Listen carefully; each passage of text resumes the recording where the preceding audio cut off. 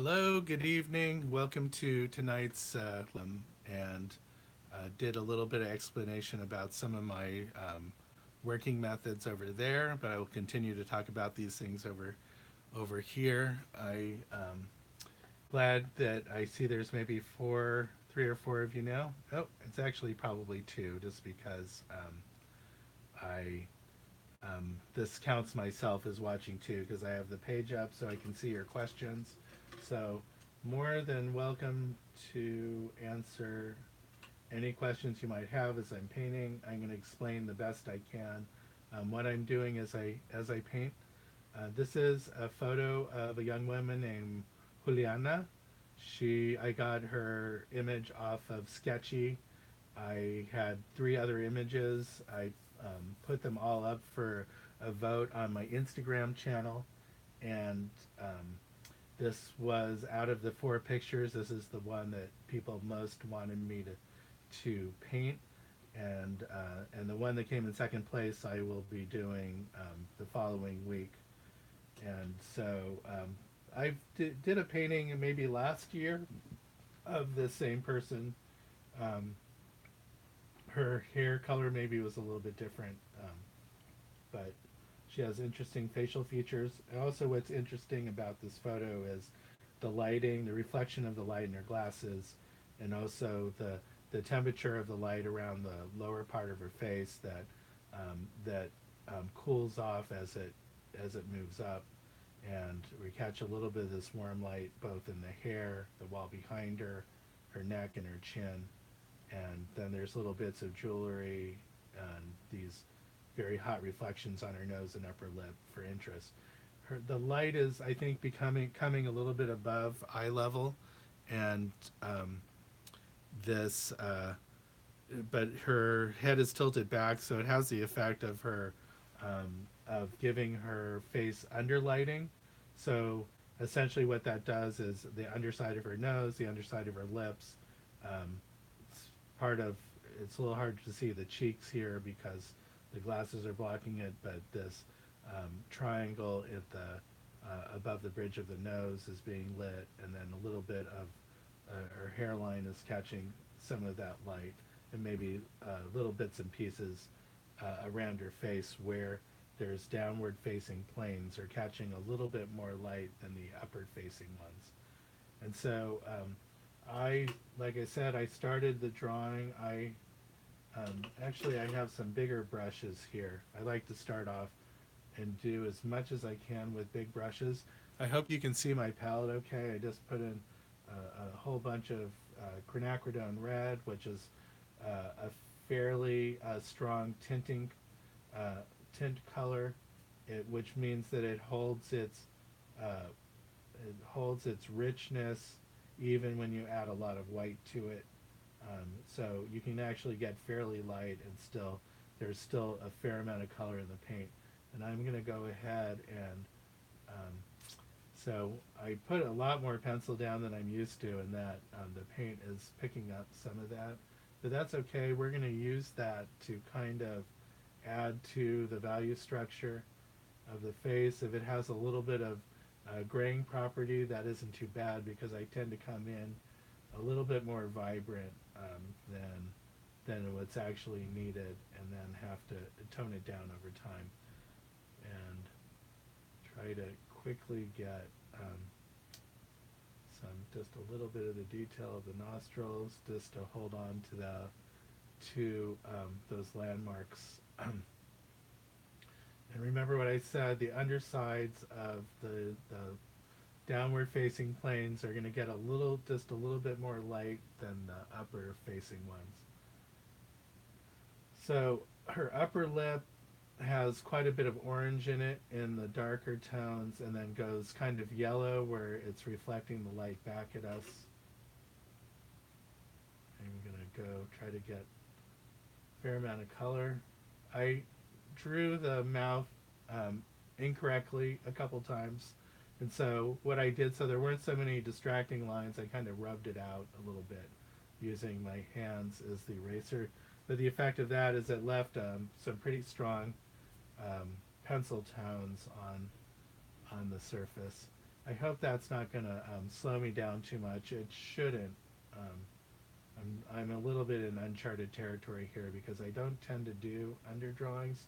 I've just been doing it more for the benefit of my YouTube followers, and figured I could just use a little bit of help in these demos, just having a little bit better guidelines to move this along a little bit faster. Usually I'm doing a fair amount of measuring at this point just to get the painting started, and right now I'm just going instead right into the painting. So her upper lip is lighter, you can see, and this is an effect also of that underlighting situation. But I already have a lot of charcoal toned down, charcoal graphite, so, and that's getting picked up by the paint, so have to come in a little bit more vibrant and a little bit lighter. That actually looks pretty good. See if I can catch the lighter areas on the upper edge of her lips. And then want to come in a little bit stronger for her lower lip. Just moving at a good pace right now. And okay, and her teeth are actually picking up a little bit of yellow from the light, so they kind of are looking a little greenish, but um, we'll try not to push that too far.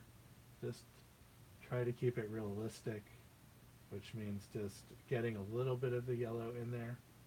And I can come back in later and delineate sort of the back teeth from the front teeth or something like that, just so you just get a sense of the structure of her mouth a little bit better. And I'm doing a side-size painting for those of you who um,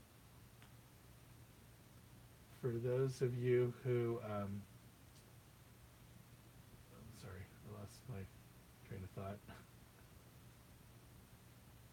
Okay. Just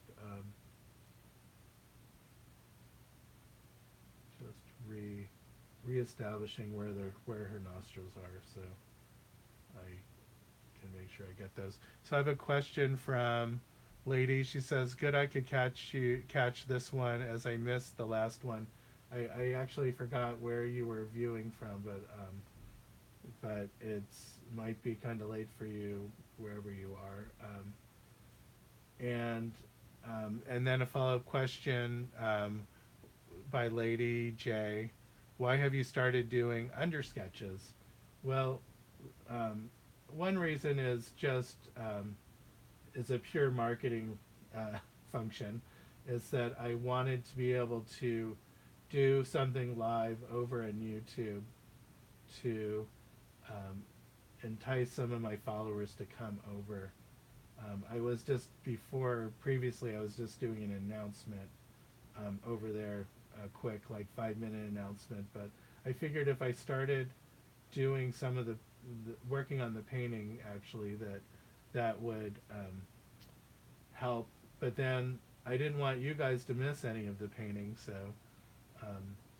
any of at least the painting part of the painting, so that's why I started doing it. And it does this because I want the actual painting part to move along at a fair clip, because it is live and I don't have the endless patience of my audience.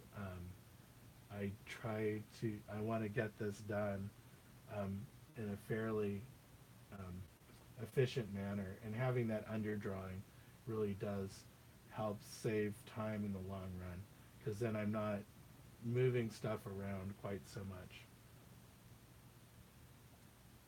So I'm looking at the shadow colors here. They're still they have a lot of orange in them, even though they are going darker.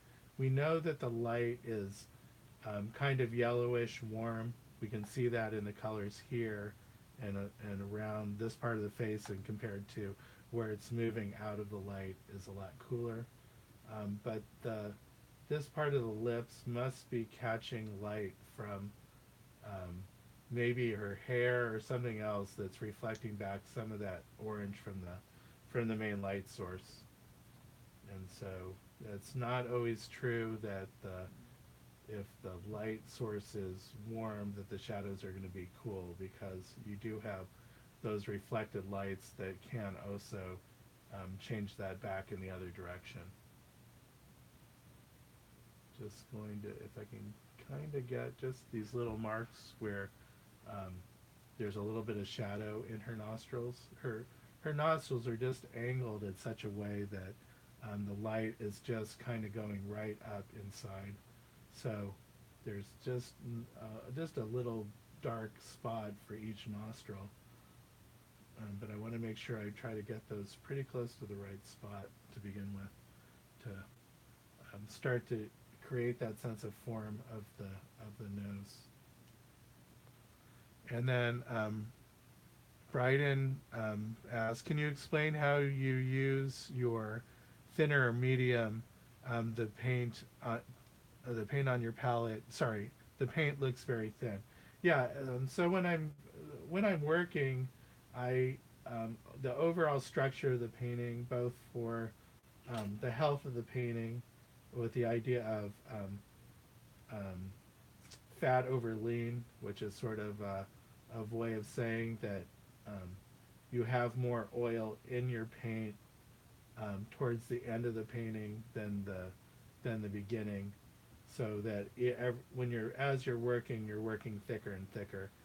But also from a practical standpoint, it's easier to have control over the paint when you're either using a medium or you're just thinning the paint out with your um, in this case, I'm using Gamsol, which is a thin mineral spirit, and something akin to turpentine without all the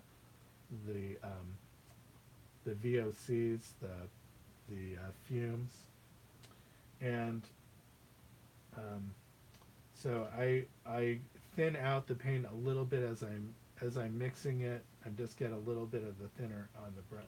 Tend to get a little bit thinner on the brush, but I like to have the paint about the consistency of cream.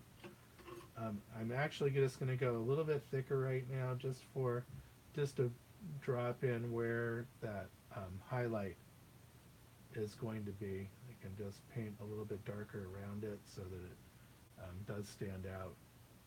It just means I started coming in just a little bit too light from a value structure point of view to be able to support that sense of light. So I have to then work a little bit darker to try to get that right. Move that nostril up just a little bit, and then um, I can get that light back in underneath it to give it the right shape. And then I have a much stronger shadow on the far side of her nose. So I'm mixing a little bit of alizarin permanent with a little bit of black to get that a dark enough value and the richness of that color that's there. So in this case, the black actually helps support the intensity of the color, because it's just really being used to darken as opposed to neutralize. Black is a neutral, but used in the right way can really be um, helpful keeping the color intensity. Especially if your other darks on your palette are a complementary color to the color you want to mix, then the black is the best choice to keep that color intensity. Okay, so I want to um, paint where her glasses are. I'm not going to paint her glasses quite yet, but I do want to paint kind of around her eye area. And if you can see, the difference in value between looking through the glass and looking at her face is like just a step darker. So that's the only real difference. So it's like I want to paint the face, but and have all the colors and continuity of forms, but there's just a step difference. No, I just made it about 4 steps different, so I do have to lighten that up a bit.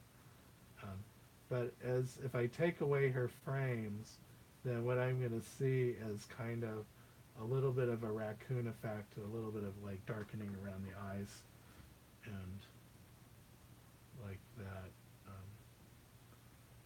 I'm going to go ahead and throw in the iris. She has kind of a brownish or warm color to her eyes, a little bit of black, orange. I threw a dash of green in there, of the sap green, to try to get the right color. That's actually pretty close to what I want. The whites of the eyes are going to have a little bit of blue in them. I threw in some phthalo blue. Do not want to paint that white. I want it to have kind of 2 steps darker in value.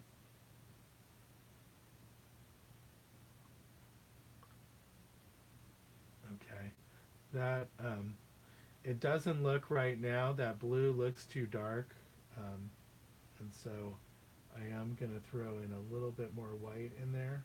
But actually, as I come in and put the the edges of her eyes where the eyelashes are, and there's a little bit of shadow from around the edges, that that isn't going to look as light as look as dark as it looked before, and it's going to be actually pretty close to the color and value that we want. This is this is a place where beginning artists make a lot of mistakes in judging value because they just don't have the experience to know that they should come in darker than the perceived value there, and let the darks around it help make it seem lighter. Okay. Sorry, the paint looks very... Okay, so Brian also asked, is fat over lean something to worry about when completing a painting in one sitting? So, I don't know so much to worry about. Sometimes I will come in and put thinner paint where the paint was thicker before, but a lot of times what I'm doing is I'm picking up a lot of the paint that's there and continuing to mix into the painting. So it all gets kind of all mixed together again. But the reason why there is that rule, the fat over lean, is just trying to prevent the painting from cracking over time, which is the which I mentioned is having to do with the health of the painting. I only have one painting that I've worked on that's cracked, that had cracked significantly, and it's because I did a new painting over an old painting that wasn't completely dry, and in that old in the new painting I had areas of very thin washes, and where those washes were thin over the thicker paint is where there was a lot of that kind of alligatoring. And basically it created a film that then when the paint underneath it dried kind of got stretched to the point where that film ended up breaking, and so you can so it created that alligatoring as it went. And I love the painting. The cracking bothers me a little bit, but in a way it kind of adds a little bit to the painting. So I can just tell people it was an intentional thing. I wanted that to happen there, and just call it a day. So this is where I'm starting to come in a little bit cooler. You can see the side here, it's either catching some light that's through her glasses or some other effect, but that's where I actually see there's the shadow of her lens here, so this area in here must be partially shadow and partially light through the lens. Right, right here. Ooh, it's a little warm tonight. I'm going to have to drink quite a bit of water as I go. Let's make sure this when I've done these in the past, the the video tends to freeze up. I don't know if it's my Wi-Fi or YouTube or the phone just running out of an storage space or memory or something to be able to continue to do the streaming, but I have to keep an eye on it. There's been times where I'm doing the demo and I'm talking for about 10 minutes over a frozen screen. Then finally I look over the questions and someone is saying, is the image frozen for everyone else? And then times the only way to get it unfrozen is to start a new live session and try to get everyone to come back to the come over to the new session, which is a little bit of a trick, because people are still there watching the frozen video, or have just turned off at that point.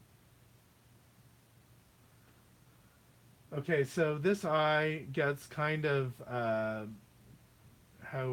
it's kind of glazed over a little bit from the reflection in the glasses, so it's ending up being quite few steps lighter than the other eye, and has kind of a grayish color where it's catching that light, and then there's this really hot reflection right there, right in front of the eye. So at some point I have to come back almost completely to white there. To get that effect, I have to make sure that I keep the whites of the eyes fairly light. Again, this is a place where beginning artists tend to misjudge the values and go in much lighter.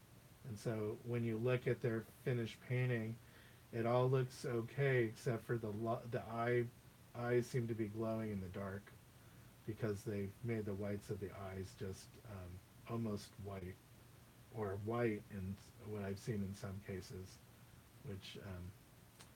which is okay. It makes an artistic statement, but if you're looking for a fair amount of realism and consistency of value to create a sense of form, then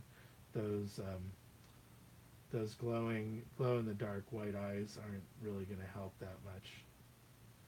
They end up looking more like White Walkers than people, for you Game of Thrones fans out there. And okay, let me just double check I haven't missed any questions. Nope. Okay, so I have, see if it tells me. I can't really read it, but it looks like I have at least 10 people in on this, which is good. A little bit higher than in the past. If I can manage to keep you entertained and keep the painting moving. I do know some of you have joined in to also draw or paint at the same time. That's great. I'm trying to get a little more organized so I don't miss images that people sent me, but I have committed to reposting those images on my Instagram page to give you guys a little bit more exposure and a little bit more publicity for these demos. So just to say, you can come and paint too, which is sort of taking the engagement of these sort of to another level where everyone's painting along, which I kind of like that idea. Okay, got to make sure I keep this area cool up here if I want this warmer area of the face to work. And just to let you know, I feel like I have to sneeze, so if you hear me stop talking for a little while, it's because I'm trying to get the sneeze out. It's sort of tickling. Okay. So now because I'm painting side size and I can start to see where the drawing is off a little bit, then I can start to make some adjustments to the drawing. Nope, that's the wrong color there. I really need a light pink, and I was painting yellow, and so I'm going to redo that. Okay. So I can see I didn't make her nose quite white enough, so I can go ahead and start to adjust that. I can knock back some of that color that I came in a little bit too strong. So I'm just broadening a little bit the tip of her nose. I can maybe move that nostril a little bit over. It's fine. That's just the way it goes. I don't mind. It's alla prima painting. You have to get really good at moving things over or repainting things if you're going to get a fair amount of accuracy. You just have to be willing to keep on painting and repainting as you go to get what you want. Again, got to move that nostril over. Just coming in with a very big brush, so I have to get paint right on the corner of that to get a little bit of the accuracy that I want. Okay. And exaggerating a little bit, that's okay. You make life a little bit easier on me and get a smaller round brush out to use more as a detail brush. Okay. And this other nostril is more up here. It's more red, so I can use my alizarin permanent there. And then the areas around it are really just light pink and different variations of that. So a little bit darker here. Have the shadow coming in a little bit closer, right there. Something really still looks quite a bit off. Maybe it's the tip of her nose coming out just a little bit more there. And don't forget the top of the tip of her nose is catching less light. It's moving away. So it's getting cooler. There's quite a bit of red in her flesh tones there. And then gets lighter as it moves down. So it's catching that yellowish light, and then we go back into it moving into shadow again as it moves pointed down more towards the ground. So this is going to take a little bit of back and forth to get the values right and the character of her nose right, but we're getting there. I catch that highlight there. Okay, that's a little bit better value structure where I can start to see that sense of light. And I want a little bit more light across here. Okay, that's better.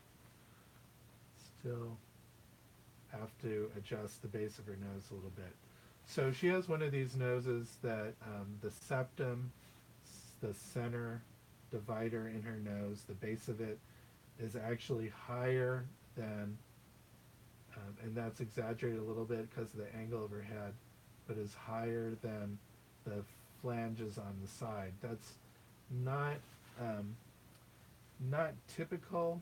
It's not good or bad. It's just a character of her face. But for the average person, the sides of the nose tend to be a little bit higher, and plastic surgeons also like those higher, so they tend to move those kind of things up.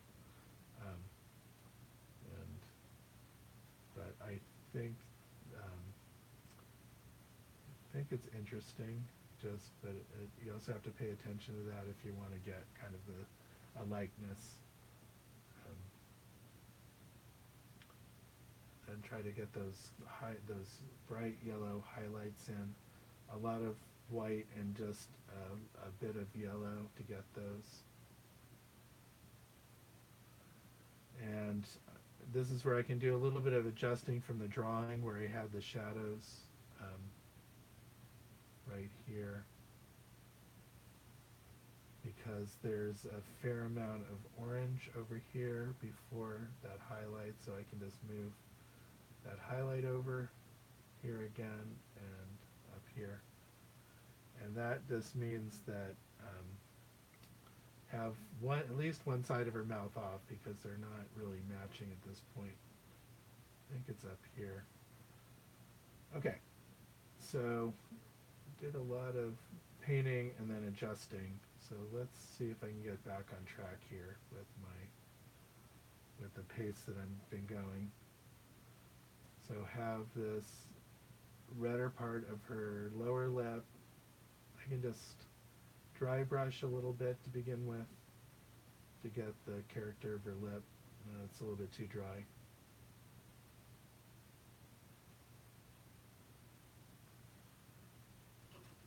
And then have these darker reds along the creases.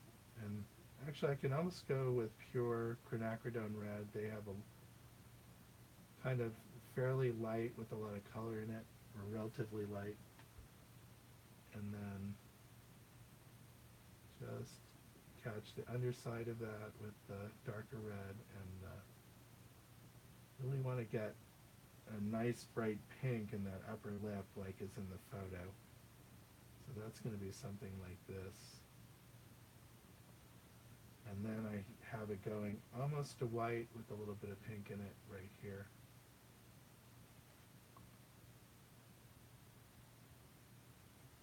And then I just have a slender part of red, of a darker red. It's pretty close to what's there already. And then before it goes into kind of a greenish flesh tone area,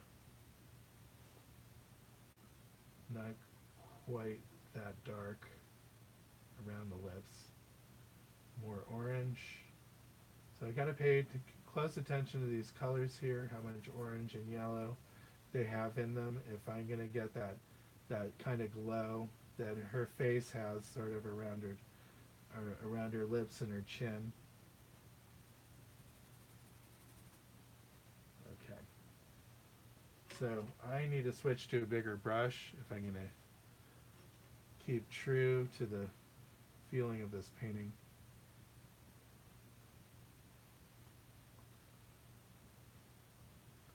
I'm just evening out some of the values here.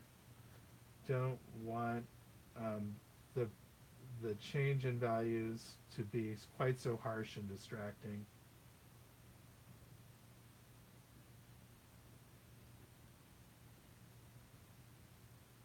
So I'll do a little bit of blending, but not too much, because I don't want it to be over blended.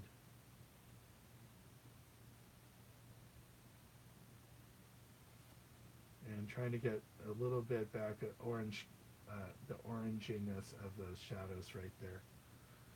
So I'm pretty close there to being right, but what I'm missing is the highlight along the edge of that lip. Get those kind of lights back in to get the right feeling. And then a very pale pink on her lower lip. So I'm going to keep on painting there because of all the gray pencil lead coming through the paint.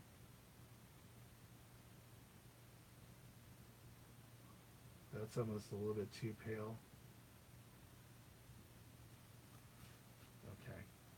At some point it will start to gel a little bit and they'll really start to look more like lips. But right now there's sort of some odd color and values that are coming together, and so it's not like just painting a big red lip shape to begin with to really get these. There's a lot more going on there.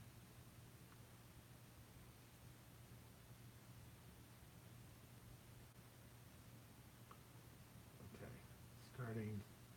starting to feel it.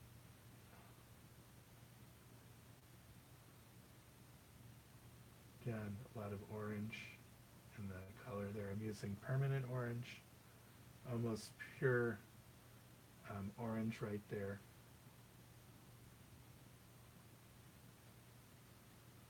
Okay, and so for this area to feel that warmth, that orange, I have to have the areas around it getting a little bit cooler, getting a little bit darker too. And then especially where this drops off into shadow, the side of her face has to get dark very quickly. And before it goes into black there, it's sort of dropping off into orange. I don't know quite the right name for this color. I guess it's kind of an olivey orange color, kind of like when you look into a pond in the shadow areas will have that kind of color.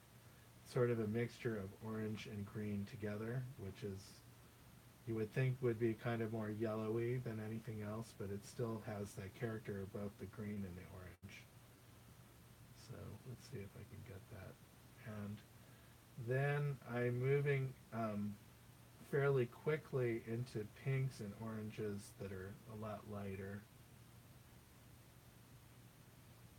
So want to feel the turn of that form just by the change in values and color there. And this, I have to be careful that I'm catching the right distance here from the mouth. Assuming that I have the mouth in the right place, then the edge of her jaw has to be over quite a bit. Probably more like this.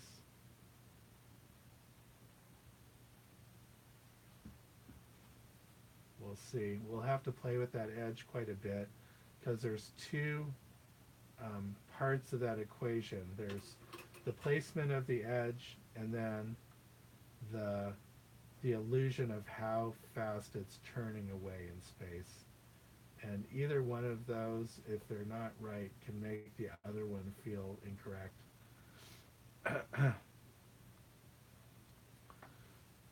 Okay, so you can start to feel the turn of the form here, assuming that I have some of those values right. Bigger brush. I'm gonna have to have a sign over my paintings that say bigger brush, so that I am reminded to do it all the time, because I'll get a hold of that smaller round brush and I won't let go of it to save my life.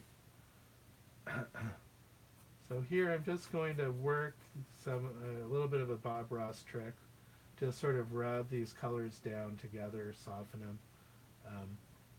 No, don't really love his work, but you can learn something by watching his videos. Interestingly enough, even if the final result is not, I don't want to call it crap. There may be some people watching that love his work. Don't want to put that kind of negativity out there, but let's just say it's not really my bag. But it's interesting, some of the techniques he uses. I've always thought, like, oh well, you can kind of adapt some of those ideas to alla prima painting and get a little bit more mileage out of them than just for doing the type of painting that he's doing.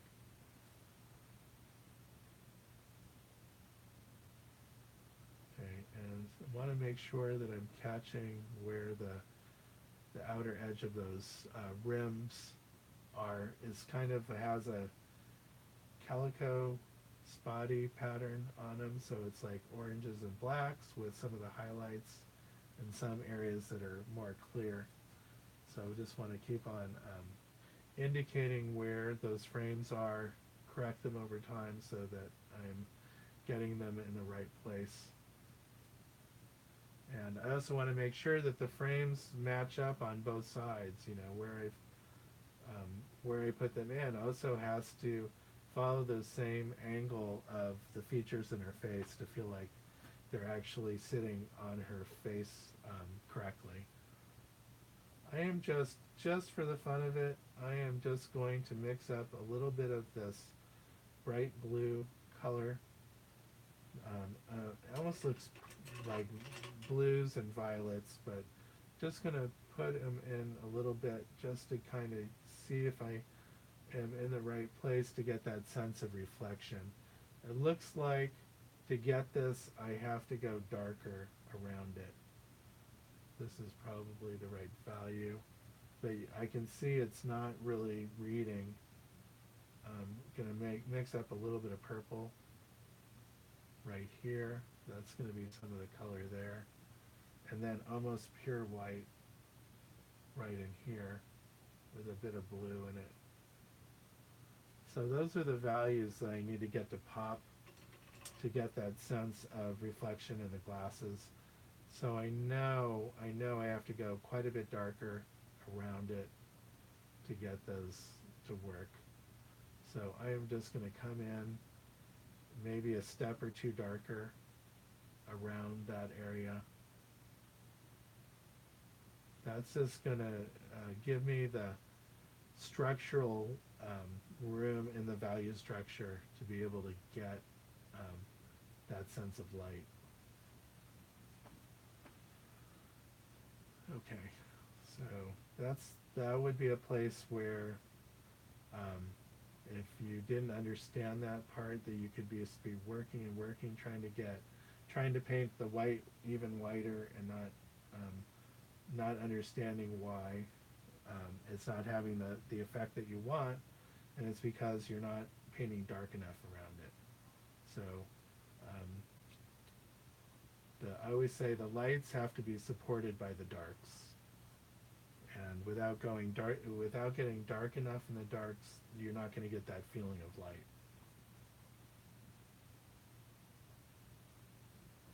I mean, you can get some of it by having complementary colors up against each other, but that will only get you so far if the value structure is not right.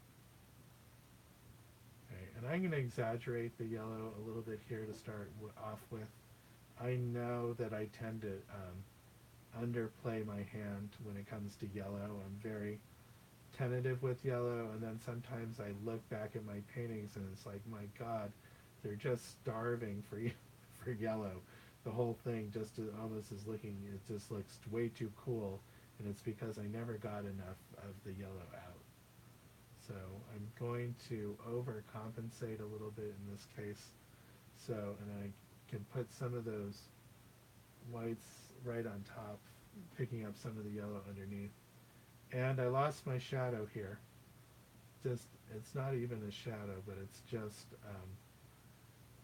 a little bit more of a step darker orange. That's the top edge of her chin. Okay, see if I can get the outer shape here first before I really settle on those highlights.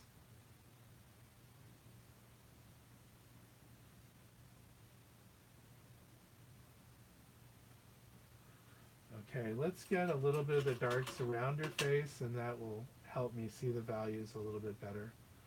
So have almost something that's close to a black where her ear starts. I'm going to go back and measure, but this is about where it is in relationship to the other forms in her face. Then you have her jawline cutting in and where the chin picks it up, and then almost looks like, if I look at the angles of her face, there's a bump in her chin that's a little bit lower than on the other side, and I don't know if that's just, there's a little bit of natural asymmetry to her face, or that she's just holding her chin maybe at a little bit of an angle, but that is it's necessary to have that relationship right if you're going to maintain the expression that she has on her face. And then her jawline, or her neck, and then she has a dark area, which is the line of where her throat and her neck meet up, and where the hair is blocking the light a little bit. And I can just come in almost like pure orange right here to help give me an indication of the color that's going to be there. And then I want a warm dark, which is basically orange and black, a little bit of red, right near there.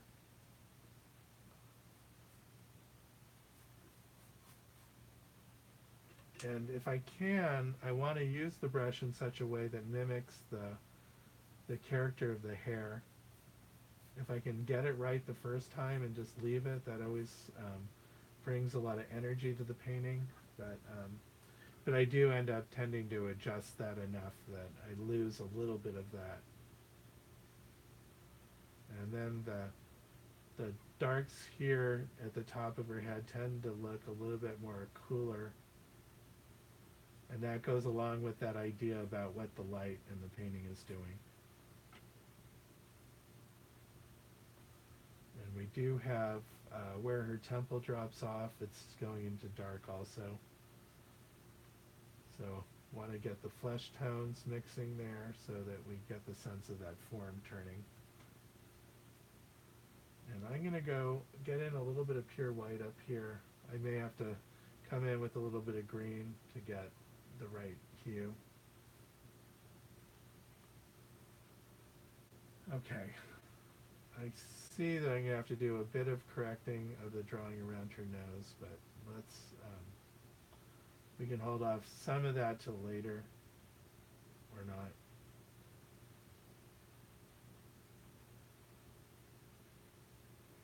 Okay. So, have a question. Bryden asks, why is blending perceived to be such a no-no? Well, it's not, but it has its place in your painting. And the problem with blending is that if you look at the caricature, or the what's the word, the nature of when light moves from light into shadow, the light will be one color, the shadow will be another, and then that transitional area is often a third color. So let's see if I can find an example here. So this, I guess, might be an example, is that there's warm light, there's a cooler shadow here, and then there's a little, typically there'll be a little bit of like reddish color in the transition there. And what happens is when you try to blend all that out, you're actually mixing all those colors together. And so you're losing some of the energy than if you just came in with separate brush strokes and put down the color that's seen there. If you blend it all together, then it tends to get very gray, because you're more or less moving those separate colors into one bigger color. And that's where people say, well, the painting, it's getting so muddy, I don't know what I did. And that, a lot of that muddiness comes, or that sense of muddiness comes from not having the variation of color that you would get if you just painted in the colors directly and try to create that sense of transition of values by painting several colors next to each other. So that's why. There's also an aesthetic reason. The paint looks different if you've blended it than if you've come in with brush stroke alongside of another brush stroke.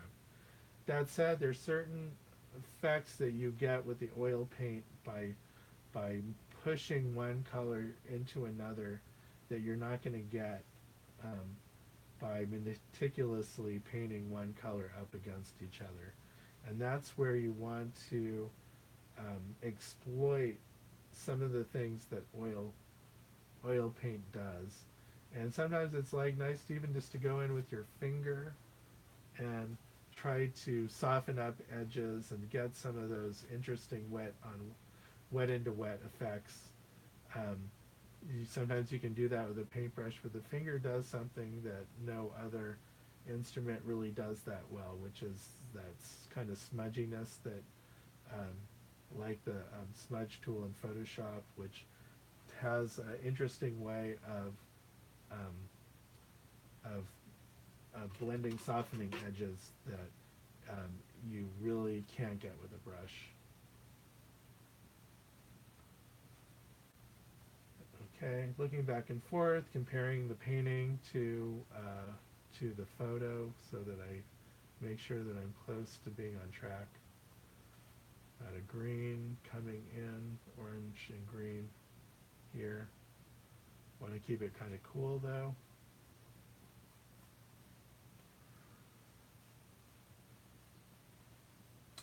Do want to start establishing some of these lighter lights that are in her face if I'm going to get that sense of the reflection there.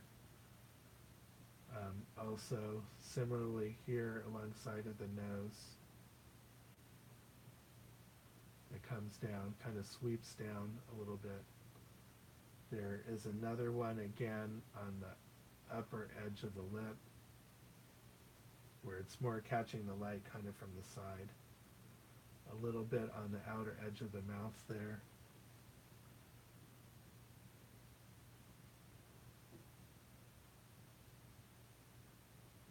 So also about blending, partially to answer Brian's question, is that the whole act of painting wet into wet paint is exercise in blending. What a lot of people kind of look down on is this idea of over blending, where you're continually smoothing down any evidence of the brush stroke until the whole thing looks like just an Easter egg, or not an Easter egg, but just as smooth as an egg surface, and or I guess like almost like a smooth ball, and that sometimes looks very odd when that occurs. Um, I like to see the brushwork and the process, so that's one reason why I try not to blend so much.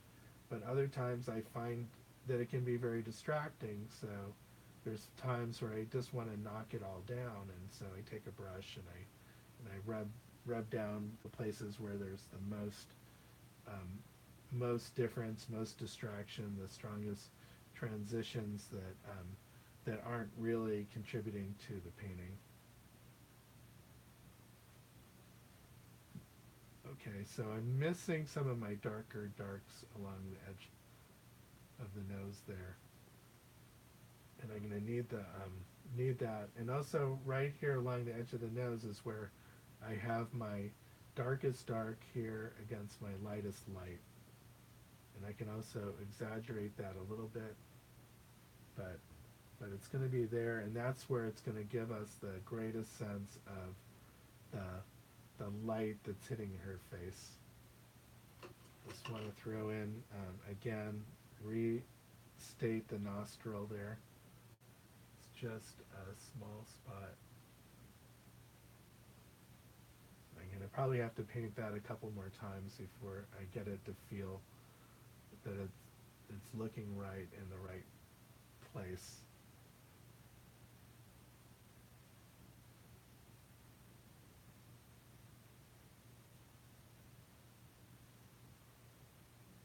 Okay.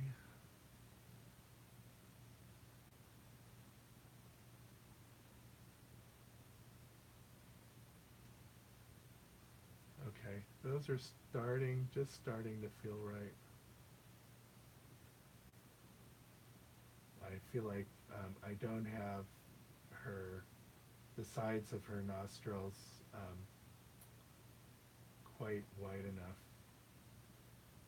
And it's really because the surface here is catching so much light, and it's only the outer edge that's moving along and kind of catching these orange shadows.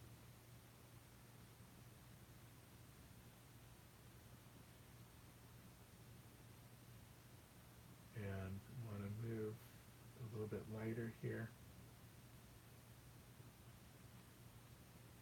And going to reestablish the reflected light on her nose. I can get actually quite thick right there, which will really make it feel like it's really light bouncing off that surface.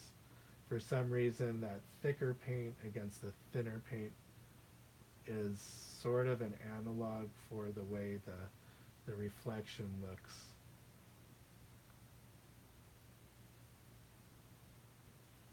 Okay, and this is where I want to go a little wet into wet here, trying to get the right color along the side of her nose and the right shape. So this is, if I look at it, this is a larger round shape right here.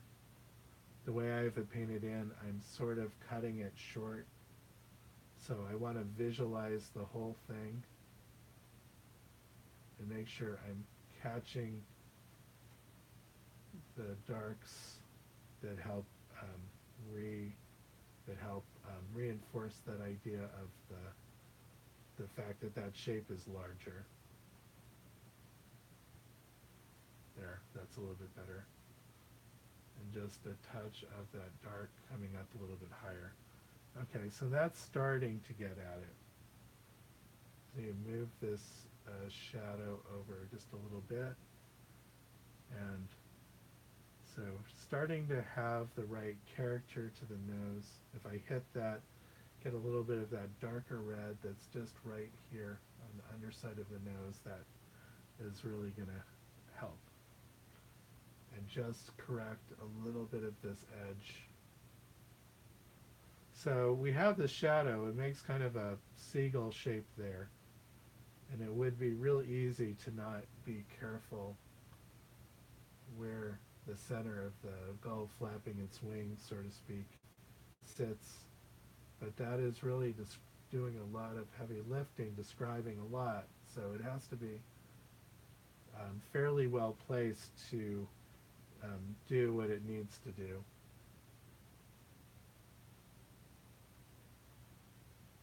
And that little bit of a darker red line drops all the way down here. And remember what I said about the side of the nose being a little bit lower. And this is where they sit. They're sitting a bit lower there. Okay, got to bring these yellow highlights just down lower. And the same with that center orange, pink. Well, it's actually almost gray. Not a lot of color there, but just leaning a little bit red. And I think that I have the center line of her mouth too. Almost looks like I have it too high. Let's see if I can measure quickly.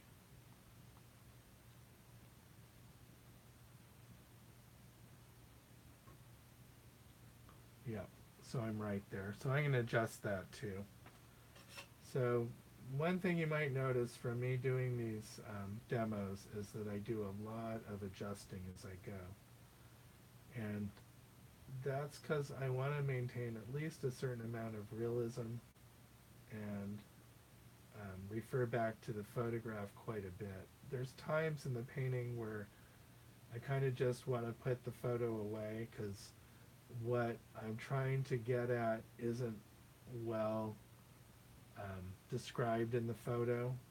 Sometimes photos are not great at capturing the three-dimensionalness of something. Sorry, my voice is giving out a little bit. I'm trying to talk loud, but let me get some water in. Okay. So yeah, I can see I needed to bring those lines, the separation of her lips a little bit lower to get that to read right. And that does feel better. So not a lot lower, it just needed to come down a smidge, but that smidge can make a lot of difference. And with that, I need to redraw the light in this and the lips a little bit.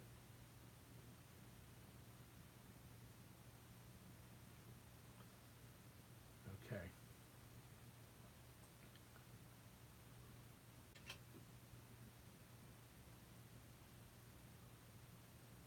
So catching a little bit of red there, but want this light yellow area to come out just a little bit further. And what am I missing here? There's some reds, and then there's just a hint of darker edge there before it gets light again in the neck. I didn't paint that right because I put in so much dark here. But I do have to get back almost to white, so let's wipe this off if I can, get a little bit of the paint off.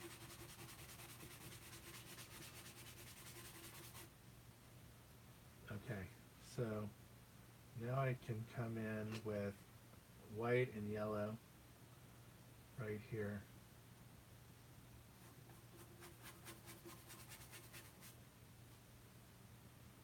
And then it starts to go a little bit orange.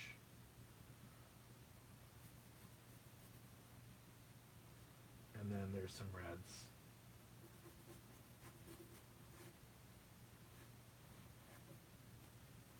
It's almost like her neck is on fire because it's like the same progression as a flame.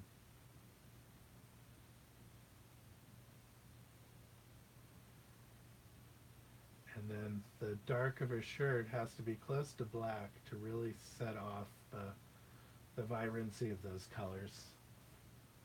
Again, like I said, that if you have lights, to get that sense of lights, the lights need to be supported by darks. And to get the vibrancy of the sense of color here, you need the darks around it to support it.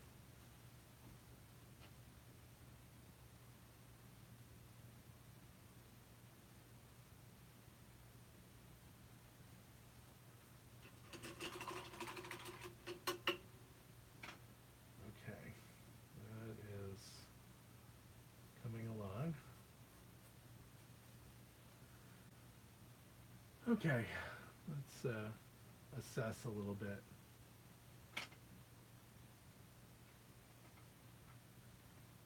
Okay, you can see a little bit not having this hairline quite at the right angle that I can adjust.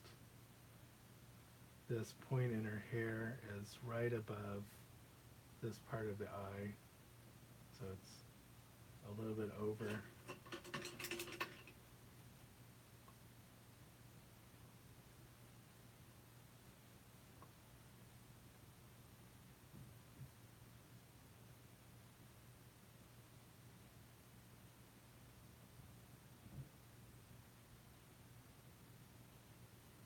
Okay. So I had to redraw the edge of her cheek a little bit, but I think that it does have to come out again a little bit right here. And then a trick that no one really taught me, but I see a lot of artists that do it, is they exaggerate the underside of the cheek, the hollow of the cheek a little bit to help um, give a little bit more sense of the dimensionality that often gets lost in the photo. It's just there, it's just really subtle, but it's very typical I've seen to exaggerate that. And I think it tends to work, so I try to do a little bit of it. I don't want to get so far outside of what is actually appearing in the photo. The photo really, in the end of the day, is just a reference, though. It's not, unless you're really going for photorealism, you have to find ways to get the sense of form back into the image, and that's by understanding what that form is trying to do in space and not take out things that are kind of in the photo but kind of breaking that sense of form. And that happens a lot just because coloration of the skin or the angle of the shadow or something will contradict the sense of form that you're trying to create.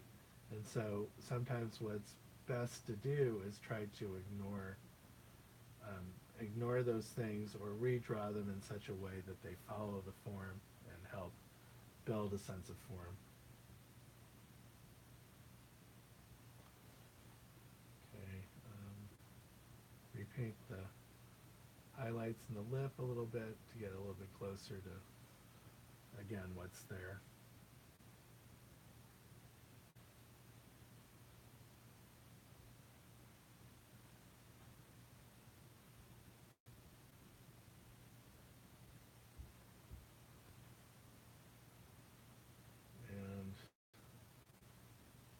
get almost a pure white and yellow right here, where this little spot is catching a lot of light, and these spots up here to get a lot more white in there to get this to read right.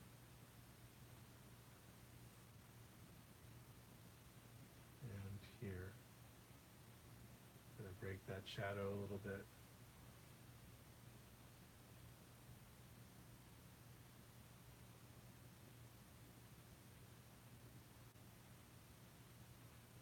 Okay, I'm going to leave the lips for a little while because it's easy to give them way too much attention and then lose a sense of what the rest of the painting is doing. Let's just get the upper tip there a little bit better. Okay.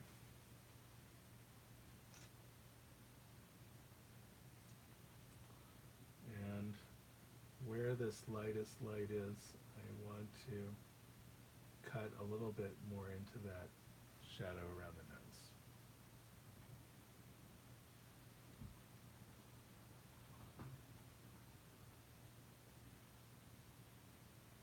Okay. All right, so let's see where we are with some other things. We got the clear part of the glasses catching a bit of light right here. It's kind of transparent.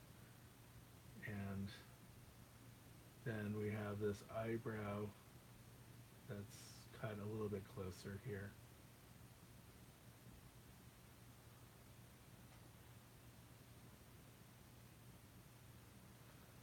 Okay, so I spent a fair amount of time this week trying to figure out a sales channel for my artwork.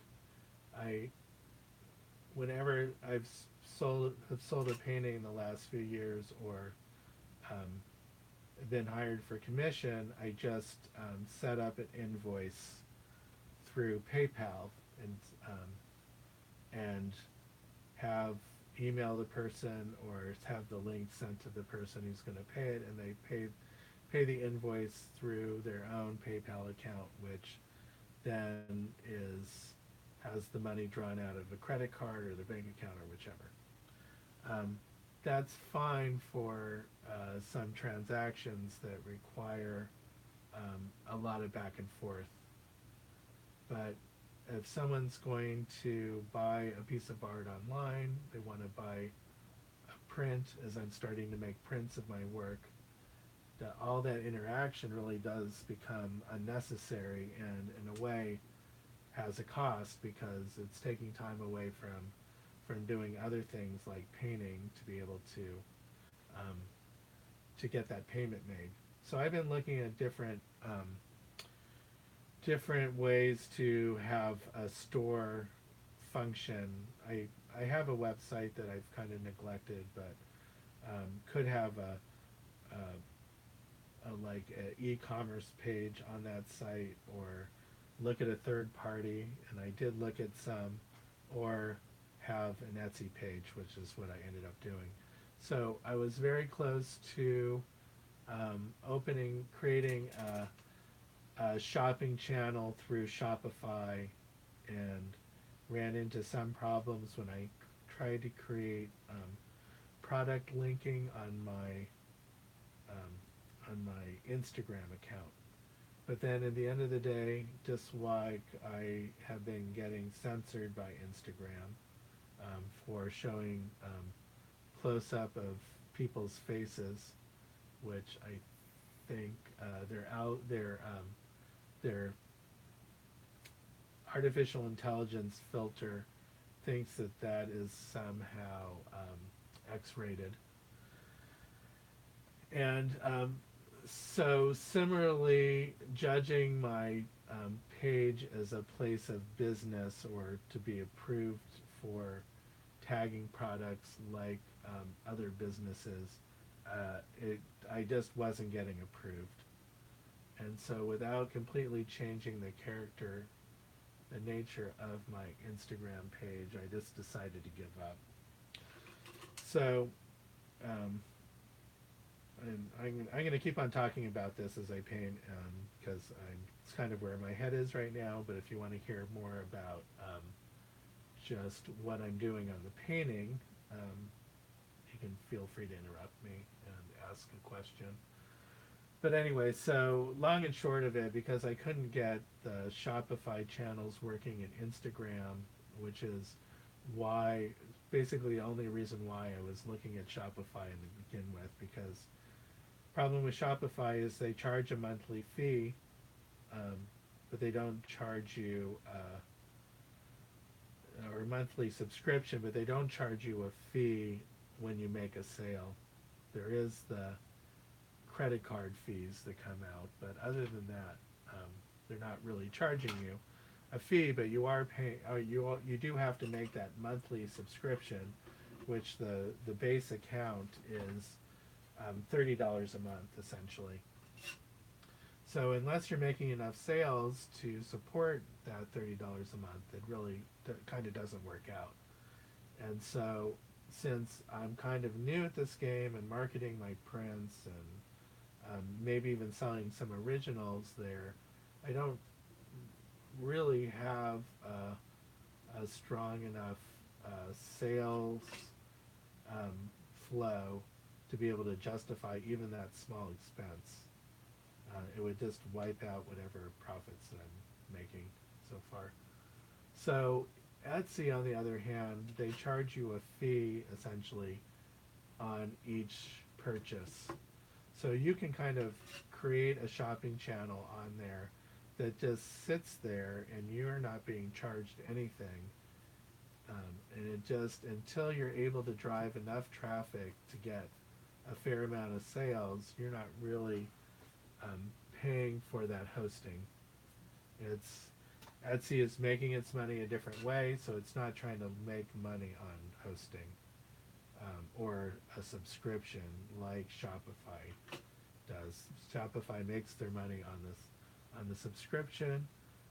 Etsy makes money on the sales. Etsy is motivated to get you to sell things, so um, that seemed like a much better relationship in a way where they're interested in the same things that I am. I don't think Shopify could care less whether you're actually making sales on your sales on your product page. They just want to get your subscription essentially, and they'll give you whatever services they perceive that will keep you um, continuing to pay, which is fine, which in some respect does kind of come back to helping you make sales, but less directly. So at the end of the day, I chose Etsy. Etsy is well known for being kind of a maker craft, handmade crafts, and other things than it is for a place to sell artwork. They do have a ton of artwork that is shown in Etsy and sold on Etsy, but the bulk of the things are very inexpensive. If there is original artwork, it tends to be much lower priced than something that you would see in a gallery. Sometimes the skill level varies quite a bit. Um, the success on Etsy doesn't always have to do with um, your level of painting skill. It may be more about providing buyers the type of work that they're looking for. If they're looking to decorate a nursery, or they want decorations for their home that fits a certain style, that's different than pursuing artwork, the skill to kind of create a sense of realism in your work. That's different than what Etsy buyers might be looking for. So part of me having an Etsy place to sell my work also makes me interested in how to actually sell the work to the natural traffic in Etsy. That's a different idea than driving traffic to my shop from other social media platforms that I may already have a following. And I'm finding it just like getting people to come over to YouTube from Instagram. It's also very hard to get a large chunk of my audience to come to my Etsy page to look at the goods that I have for sale. Okay, I can see the outline of her face is quite a bit off. The distance that I have in the corner of her eye to her cheek is pretty far off. Where I have her glasses coming in is pretty far off, but I can continually adjust those as I work. I do want to get quite a bit more paint down, cover over some of the white areas.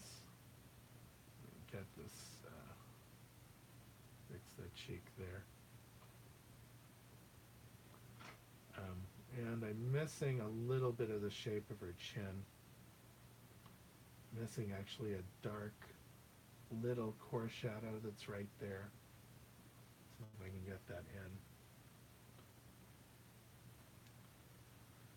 Core shadow or form shadow, whatever you want to call it, that's like the only place on her face that there's any evidence of shadow at all.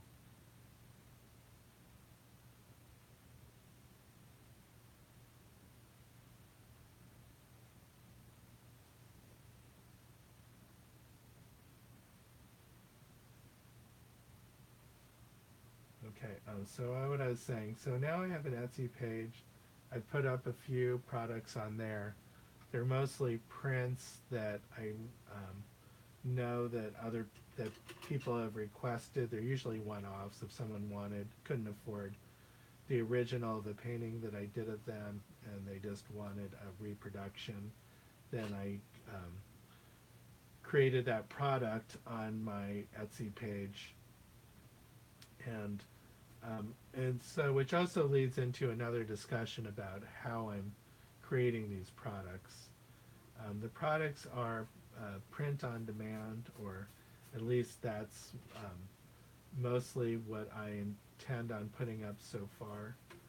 I have an example of a limited edition that I started, that I put up there, and I had up for a while the original painting from that that was used in a limited edition, but I think I've taken that down for now. I don't have my head around the whole thing yet. I know there's an appetite for prints of my work that are less expensive than the originals, but finding the right pricing structure for that to make sure that I make at least a little bit of money on those transactions, or at some point it doesn't become worth it for me to do. But if I make it too expensive, then no one's going to buy it. So it's really hard if you don't have a lineup of products that are proven what the market wants. It's really hard to get at least even a few sales off of products initially. It just takes a lot of market testing and back and forth, and drawing your audience in before you can start to really generate any level of sales. Okay. So I mentioned that I'm creating products that are print on demand products. And okay, still have my moving picture here. Nothing's frozen yet, so good. I am about an hour and 20 minutes into this painting, which means that I have somewhere between 40 minutes and an hour and 10 minutes to continue working on this before I stop. Just to give you guys a sense of time. And want to make sure the shadow is dark enough, and I have to go even darker, get a little bit of black in there so you get to where I need to be. But that's not as dark as her shoulder, so I have to come in with some even more black there. Okay, so I wanted to do print on design, um, print on demand rather, um, products in my Etsy store or on my whatever my sales channel or sales page is, and it just turned out Etsy is at least one of them that I'm going to have. And the way print on demand works is that you set up a design, you have the art file, you upload it to the printer's website, and this, I may have said Printify, I meant Printful.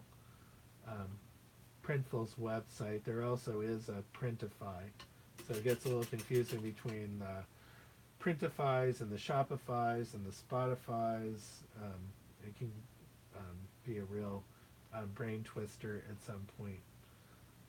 So, so the way the print on demand works, you upload your design, your art file, your photograph of your painting that's been high enough resolution and color corrected, and you can even have a test print sent to yourself at a discount with no shipping charge.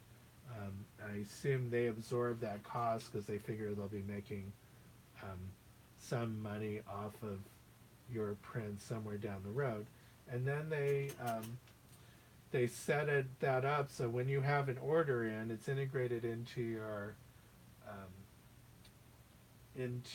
Etsy account. When someone buys on Etsy, it triggers the order in Printful. Etsy handles the taxes, Printful handles all the shipping and fulfillment and works out the cost of that.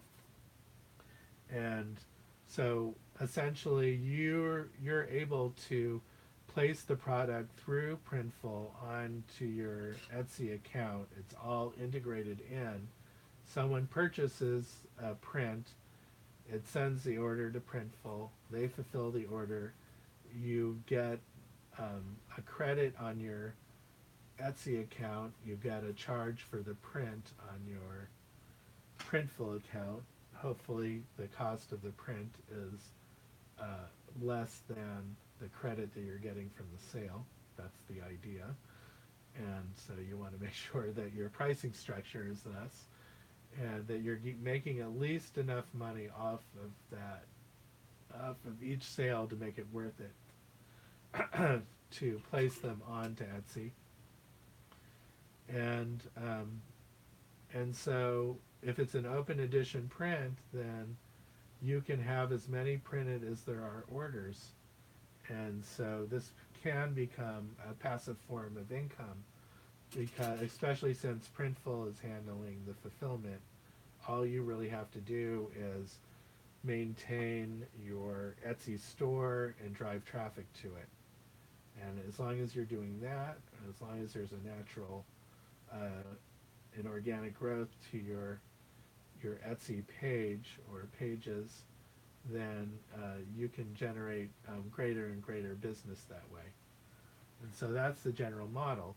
And besides that, a real popular, or something that's becoming more and more popular on Etsy are what's called printables, which are people who place up just the digital artwork for sale on Etsy, and people come along and they buy it and they print it themselves. So all you're really doing is just selling the access to a digital file that can be printed from. Which is it's a little bit scary if you're an artist to just give away the keys to printing to somebody to print your artwork. But there are rules in place and warnings to the user that they are only to use those files for personal use. They can make as many prints as they want as long as it's all for personal use and not for resale. And what's nice about that is that you're making money when someone buys that download. it's pure profit. There's no print charge that then has to be, or printing that has to be done, and print charge that goes back to you. You just get, except for the Etsy fee for the sale, which is only 5%, that you get to keep the rest.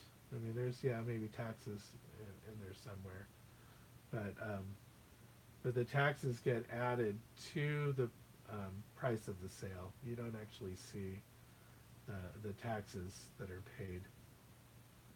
And so if you can manage to create digital artwork that's desirable enough to generate interest in sales, that, to me, that's amazing, because you're just selling a bunch of electrons. That's your art, but that's it. You take one art file, you put it onto Etsy, and then you sell it, and that's the whole deal. Um, and that I see people selling for an art file for maybe somewhere between $5 and $7. So let's say you have maybe you'll just sell one or none, but if you were able to sell 1,000 of them, let's say, if it's a really desirable thing, you might sell upwards to 100,000 at $7 a piece. Then we're talking some real money there. I don't know about 100,000, but that would have to be kind of going viral there. But 100,000, you can do the math. 100,000 times 7 is 700,000 from that one art file. Now that's just a hypothetical, but it does give you an idea of why it's so attractive. Anyway, so trying to get that shape right, and got to come back in and indicate where the edge of those glasses are. So that's a little bit higher than the line of her eye there. Do you know what's going to help is I'm just going to indicate the highlight that's in her eye. It's sort of this blurred vertical line. That's not quite right, but I can always get a do-over.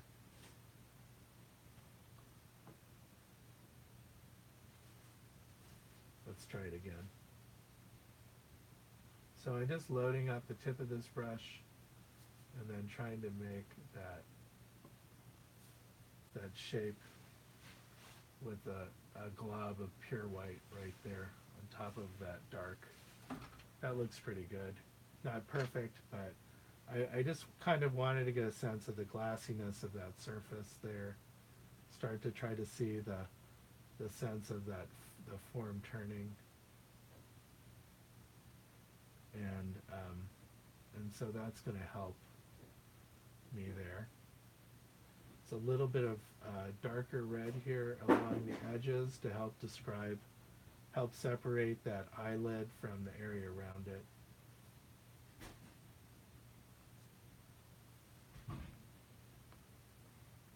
Okay, let's see if there's some people here still. Looks like there's 15, I think. I can't really read it that easily. Oh yeah, 15. I can just look on my computer monitor. You can't see it, but I have the computer monitor and the feed going up there, so I can see. It's very hard for me to read on my phone, so that's useful for me to have my own channel open there so I can see it.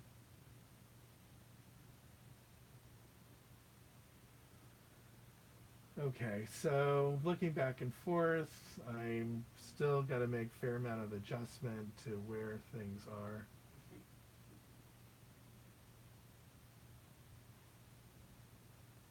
And a little bit of bright pink there. And just sort of changing the color and value of where the eyebrow comes in right there. A little bit softer than what I had it.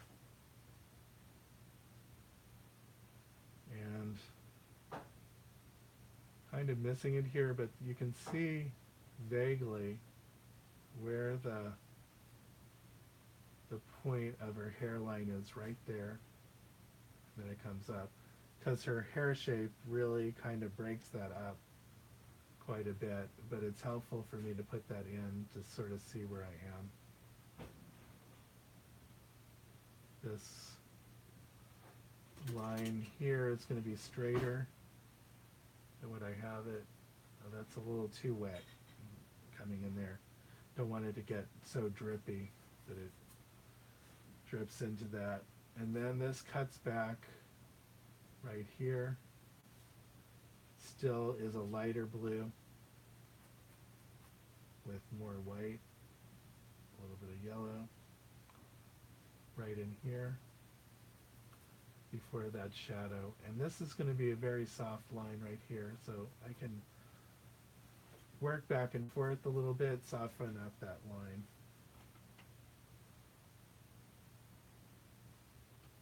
And can adjust a little bit the edge of her lips there.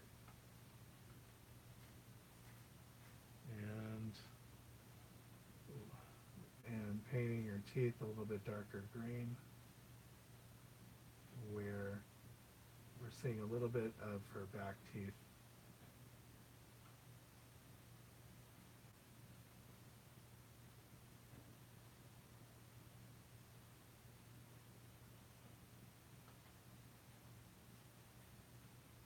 Okay.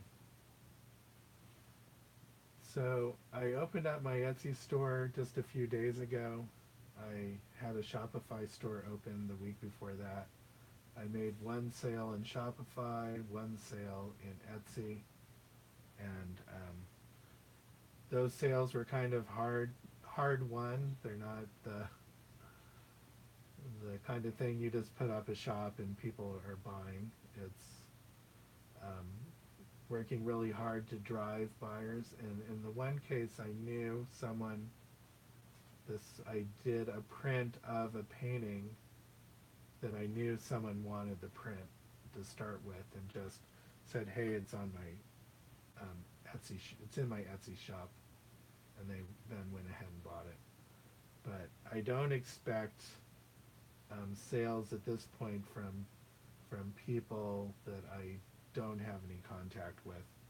It's my channel's not developed enough in that way, and I'm not driving yet enough traffic there from within Etsy for that to really work. And it seems to me like Etsy kind of works like any other social media channel more than a sales channel, because it sort of takes a long period of time before you build up an audience within the platform for people to come back to your page again and again to see what you're doing, and then eventually decide to buy something. That takes a lot of effort to get your channel, get your page to the place where people are familiar with your work, they know your brand, and then they're willing to buy.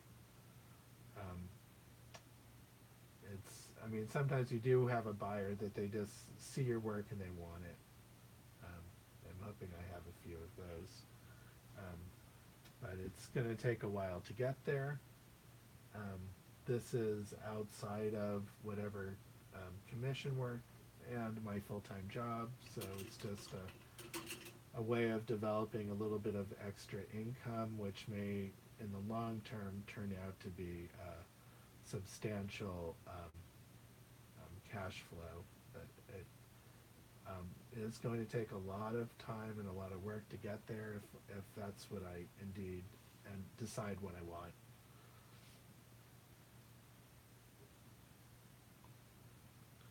Okay, let's see.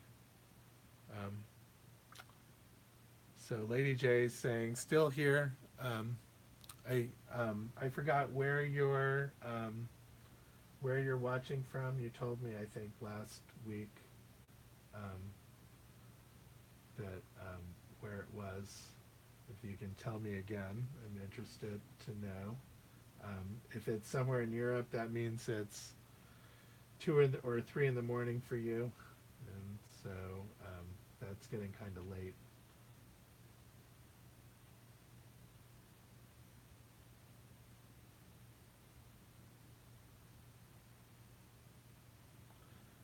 Trying to get, this is really hard. This is where a lot, that takes a lot of patience to get right, is how fast the cheek is turning away from us in space. And it's just a matter of getting that, the change in value to get it to read properly. And I'm not doing it right quite yet. There's also a funny little reflected light coming in under here, under the jaw.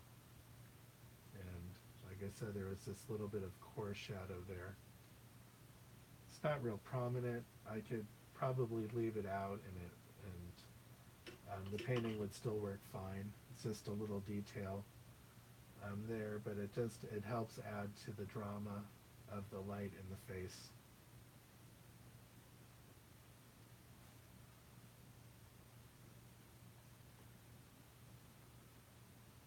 Okay, so now I have to do a lot of correcting little things that are different between the photo, if I want to maintain the structure of the photo, between the photo and the painting. Okay, Lady J, watching from the Midwest, U.S. Okay, so not so bad. I thought you were maybe in Portugal or something and watching in your sleep, essentially. Which you might be watching in your sleep, depending if I've bored you to death yet. But okay, then looking real quick, we got this real dark part of the design in the glasses right there, and picking up a little bit of that on the inner edge right there, and then it goes kind of gets lighter and redder until it gets dark again right up here. Okay, that is helping. I'm going to put a little bit more of the design up in here,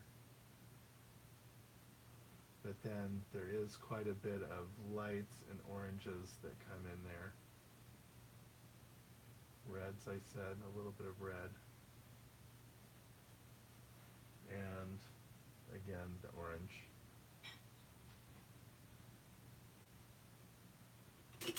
And thin this out a little bit here where the cheek comes up. Okay. So I don't have the eye quite looking in the right direction yet, so I have to do a little bit of adjustment there. Sometimes that's moving the relative position of the eye of the iris in relationship to the rest of the eye. Sometimes it's making the lights of the eyes lighter and darker on either side to get it to read like that the eyeball is sitting in the right place, and thus the iris is then pointing in the right direction in relationship to that eyeball, and that's sort of what our brain kind of understands. If I put in a little bit more light here, then it's helping us tell the brain what placement in relationship to that eyeball is that feature, is the iris. So I'm going to go ahead and put, again, another white. I think it has a touch of yellow in it. So I'm just creating that highlight right here. That's not quite right either. I have to reestablish the pupil anyway, so maybe I can straighten it out a little bit.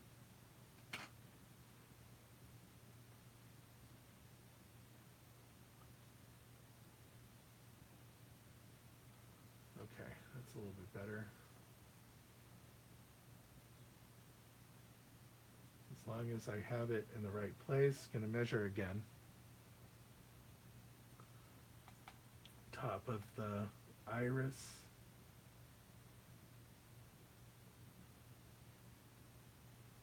Right there. I do have that eye maybe a 1/4 inch too high. So I am just going to lower it right now. I haven't invested too much in it, so it's fine. If I do this enough, then I get really good at moving stuff around. And there's nothing worse than when you finish a painting and you finally really take a good look at it and realize that you have an eye completely in the wrong place. Okay, a little bit of red around the edges. Same red here.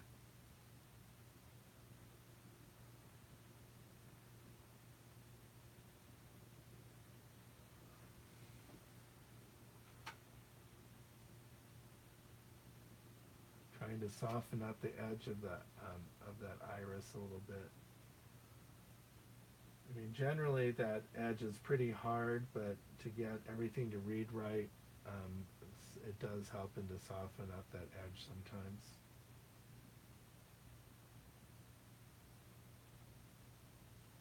If you really want the eye to feel like a real thing, like it has a glassiness and shininess, then you kind of have to make that iris sit back a little bit in relationship to those hard lights that are on there. So there, you can start to see it a little bit. And don't know if it's reflection of the glass or something else going on there, but just going to put it in.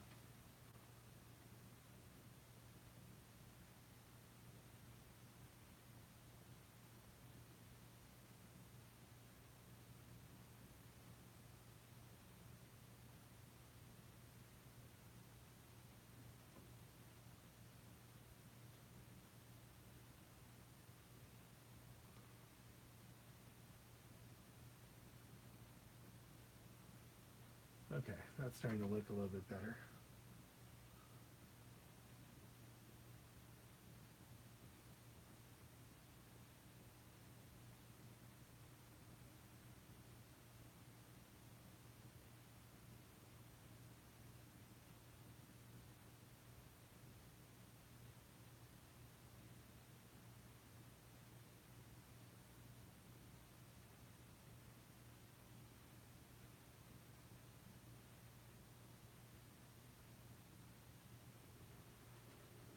Okay. So, I think I might need the 45 minutes left to get this thing to finish. I'm going to try to cover over the areas of panel that are left and close the value as I can, getting a little bit of black and ultra and phthalo blue together to match that color. So maybe a little bit too dark, but I have plenty of white on my easel, on my palette that I can borrow.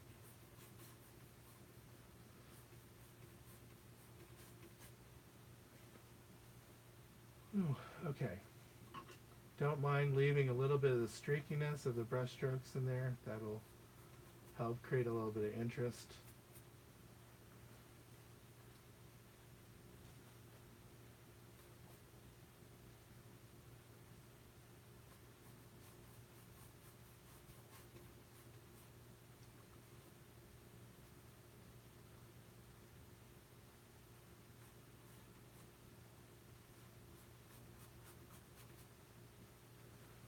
Okay. Keep on going. Running low on black here. Let me see if I can quickly put out some more on the palette. If I can find it. Okay, 2 blues, a purple, and ivory black. I'm going to be kind of generous with that since I have so much hair to work with and a bit of shirt left. Okay. Sorry I joined late. What medium are you adding to your oil paint? Says Ron. Yeah, so I'm using Gamsol. I buy it by the gallon. It's made by Gamblin Paints. It is a replacement for turpentine. It's odorless mineral spirits. It has much lower toxicity and almost no vapor evaporation from it. So you're not really breathing it the same way you would be breathing in turpentine, which is fairly toxic. Um, it works both for cleaning brushes and as a thinner as you're working, as a medium to the paint. So it sort of serves a dual purpose. In my case, I just have an old can that I clip to my palette. I don't know if you can see it over here, but it's clipped on, and I just sit my brushes in it while I'm not painting with them, so that the paint is dissolving off of them. After time, you can pour it all off into a jar. The paint particulates will settle to the bottom, and the Gamsol will turn clear, and then you can pour that off to continue to use again. And I don't mind if there's a little bit of paint in the new Gamsol that I'm working with at the beginning of a painting. It's gonna get that way anyway, unless you have a completely separate cup or something that you dip your brush in to pick up medium. And then anytime you dip the brush in there, you make take care to clean it off each time, so you're not getting contaminating that with paint. Anyway, so yes, I use that. I've just started playing around with Galkid, which is it's like a thicker, a little bit thicker medium that has creates additional fluidity. It's a little bit like liquid in that regard, and it may also hasten the drying time a little bit and just create more of a little bit of a glossier film that you would get than what you would get otherwise. And so I just started to play around with that, especially in my darks where I want them to be kind of shiny and flat meaning not having showing like brush marks too much, and but have a bit of a sheen to it, so it doesn't have that sunken in look that that blacks will have when they kind of dry to a dull finish. That tends to be not what I want when I'm painting blacks. I do want them to have a bit of a glossiness to it, so that it maintains the richness of that dark. And so in that case, I think that's where something like Galkid or a Liquin can come in handy to sort of create the right amount of flow and glossiness to the paint. Okay, I want to make sure all the hair, while it's sort of crossing over a little bit, kind of follows the form pretty much.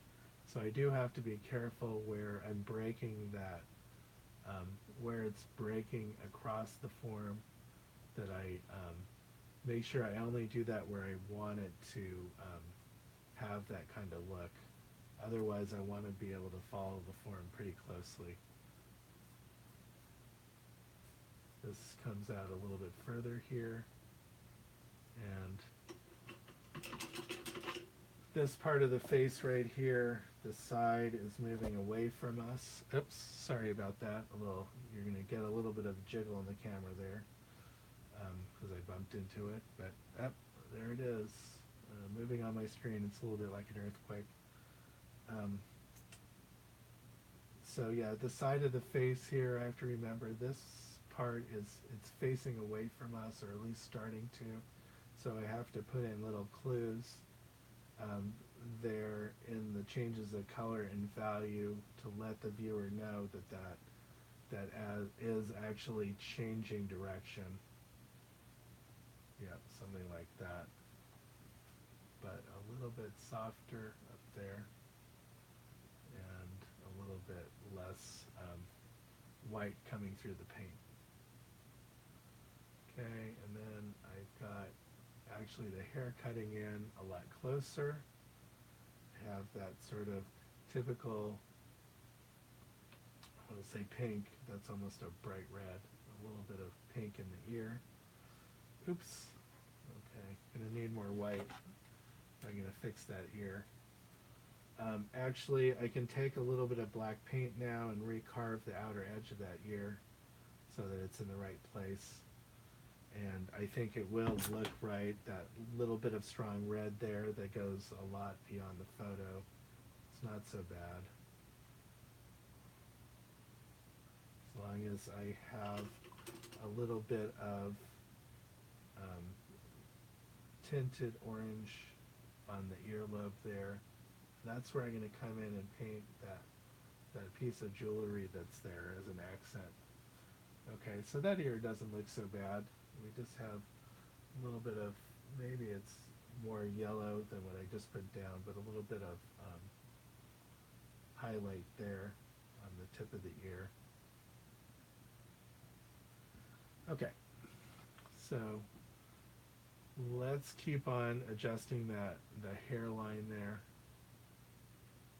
color of the hair, and the shape of the ear.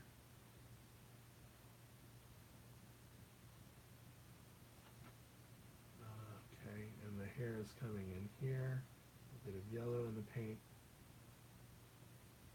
That's too much yellow, a little bit of white in the paint.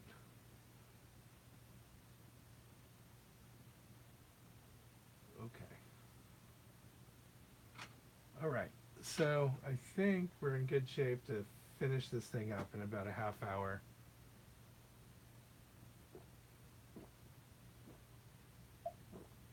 Little water break there. Okay.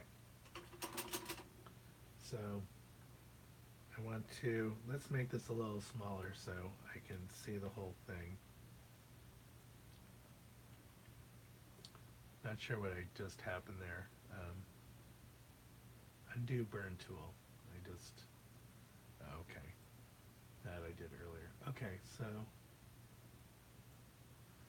it's a little bit of some smudges of splashed paint on my monitor, it's not helping. But I can look at this right now and look at my painting, and this has a lot more depth, color saturation, and a few steps darker in value. So now seeing that, that's how I want to push it. You guys are probably seeing a little bit something different from my camera. The monitor is probably blowing out a little bit. Let's see if I can get that picture I'm seeing over here, over on your, let's see,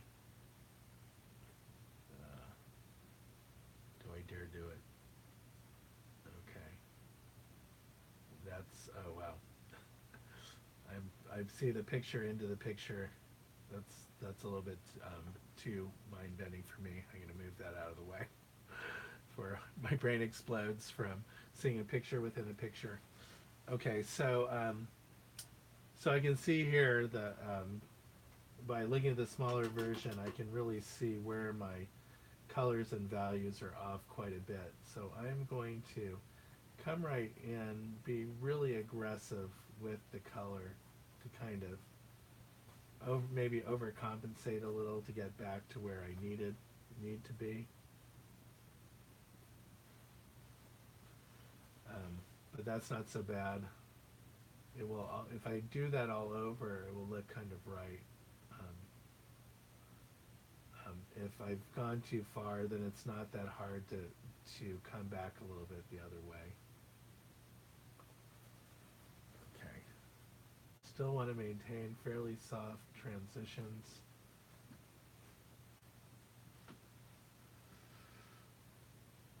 And I am going to switch back to the full scale so I can see what I'm doing. Okay. Stop that. Okay. I need to move this out of the way. Okay. So just if I keep on looking back and forth and making adjustments, then I can get some of these things a little more quickly to where they need to be, hopefully. Just this jawline coming in there. And I have to remember this edge, it's turned away from us right there and is catching a little bit of side light. So that's where I have a little bit of yellow coming in right there. Maybe not quite the right angle of the jawline yet, although it's not too far off. And that really tiny shadow that runs along the jaw right there.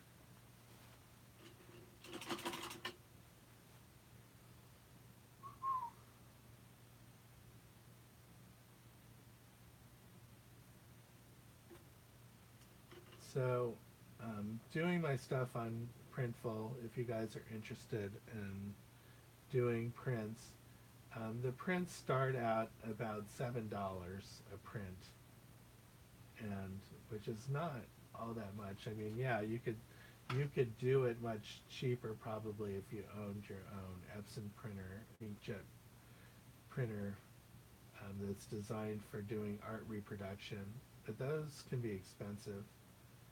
For those of you who already have purchased one as part of your art business, um, then it may not make that much sense to use a place like Printful, but the fact that they also handle the shipping, I think, is, in my mind, it's huge.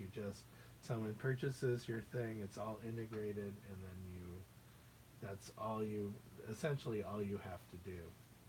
Then your work's kind of done at that point, except for finding the next sale. And so that I find that fascinating way of working. I mean, in a way, technology and social media have changed the way so many artists work. And just the fact that a lot of galleries are really struggling right now, just because people are looking at artwork online, they're buying artwork online, and generally galleries aren't in the business of selling work online. Their mainstay is getting foot traffic in the door of the gallery, or people who are interested buyers coming down once in a while for an appointment to see the art. And if people are learning, well, they can see, maybe it's not in person, but they have a good idea of what they like, that they can pretty much find artwork and buy it all online without ever seeing it in person. And heck, if they really dislike it, most of the cases there's some sort of satisfaction guarantee where they can just send it back within a certain period of time, and then they get a credit for that purchase, and that's sort of the safety for the buyer in a sense. They get a satisfaction guarantee. If they bought it through PayPal, then there's a delivery anti-fraud guarantee, or if for one reason or another the person is unable to complete your purchase, but at the same time is not reimbursing you, then PayPal will come in and reimburse you for that as long as it fits certain criteria. And that's actually why I pay the little bit of that 3% or 4% sales fee, is because of to get that buyer protection.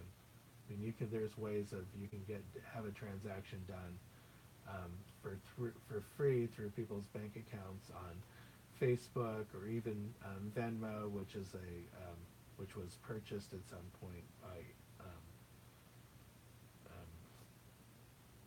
by PayPal, and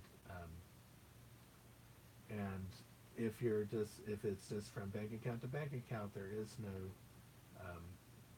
transaction charge. And I think that PayPal actually may be moving in that direction too with their own homegrown product, because they see that people are interested in doing these kind of transactions that don't actually cost um, cost PayPal or Venmo anything, and so they pass the savings back to have to really think visually, and then my vocabulary starts to disappear.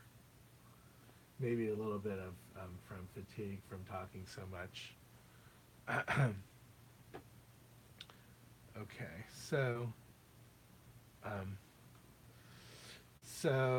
um, Lady J asks, have you ever considered painting things that aren't real people, but human-like dolls or statues? Um, no, well, not at the moment. I'm kind of interested in doing selfies of people for one reason or another, and that's sort of what interests me. And I know that um, I'm not really painting towards a market. I'm just painting to really just to improve my skills, and um, and part of improving my skills is finding subject matter that I want to paint, so that I continually doing it, and that's something different than figuring out what the market would be interested in and painting the kind of work um, to fit that market. That's a different kind of exercise, and it's a different exercise than I want to be doing right now. I've chased a lot of markets before in my art career, and it usually doesn't lead me to a place where I'm particularly happy. So the real hard job in my case is to find the market for the work that I'm doing, and to get my skill level high enough that people just want the work because of the level of accomplishment of the work. And that is a longer, more difficult road, but it's also that's kind of, in the end of the day, at some point I'm more about doing the work that I want to do than generating sales, at the risk of not having any sales. But then again, people are still hiring me to do commissions, portrait commissions, because of the quality of my work. And so I think I need to keep on going down this path, even though there's some areas of marketing it that are kind of hard. Okay, so, and then Jeff asked a question. I think you said you mainly do commissions. Do you get the requests mostly offline or through Instagram? So I want to say 2 or 3 years ago, all of the commissions I got were through friends and acquaintances, and and in the last year or so, all of my commissions have been um, through um, through online. I would have to say through my Instagram account. I've just started building up my YouTube channel, but I don't expect to see um, too many commissions through that. I think more through Instagram, where I'm reaching, in some cases, much larger audiences than I think I will get to on YouTube. Unless one of my videos goes viral, which I doubt. I don't think that, in some cases, some of the work that I'm posting on Instagram is being seen by 100,000 people. And of those 100,000 people, a few of them may be interested in having portraits done. And that's what's driving my commissions right now. Okay, so I did say that the forehead, the top area of the face, even though there are some areas that are generally about the same value, overall is going cooler and darker, so I have to kind of knock everything back to get it in the right place. And I also do want to get this sort of bluish green color that's happening in the hairline. It's really light color with a dash of green in it. Okay, I think that's actually a little bit better. Kind of slides yellower right here. And then this is a very soft transition between that and the forehead. Let's see, knock some of this black over. Sorry, my voice is getting real quiet. I'm just, in a way, more than commentating, I'm kind of just thinking out loud a little bit. So that happens quieter than my actual talking.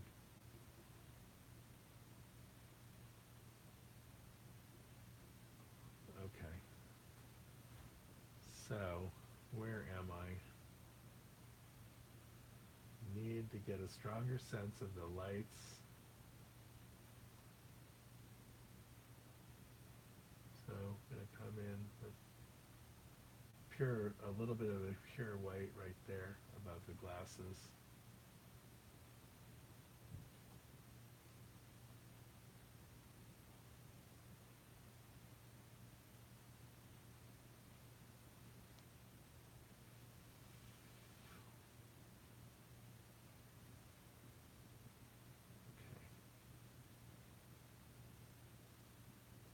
So, a little bit more to Jeff's question is that I kind of see I've grown my Instagram channel fairly organically. I've posted things that I'm personally interested in, but I also think that my audience would be. I'm also paying attention to what my audience wants and posting things that fall in that category. Kind of getting try to get a real good handle of who my audience is by asking them lots of questions and seeing what they respond to, or really just asking them directly, like, why are you following me? I don't say it like that, but yeah, kind of. So really want to get the lights in this nose right so that it really does feel fleshy, like a real thing. But I just have to be very careful about the placement of the details.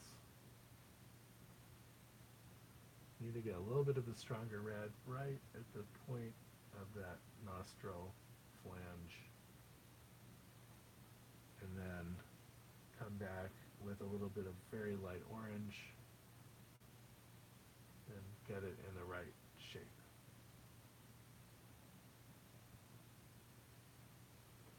Okay. Let's soften the reds on her cheek a little bit. Don't want her to look like she's just been beat up or something. Okay.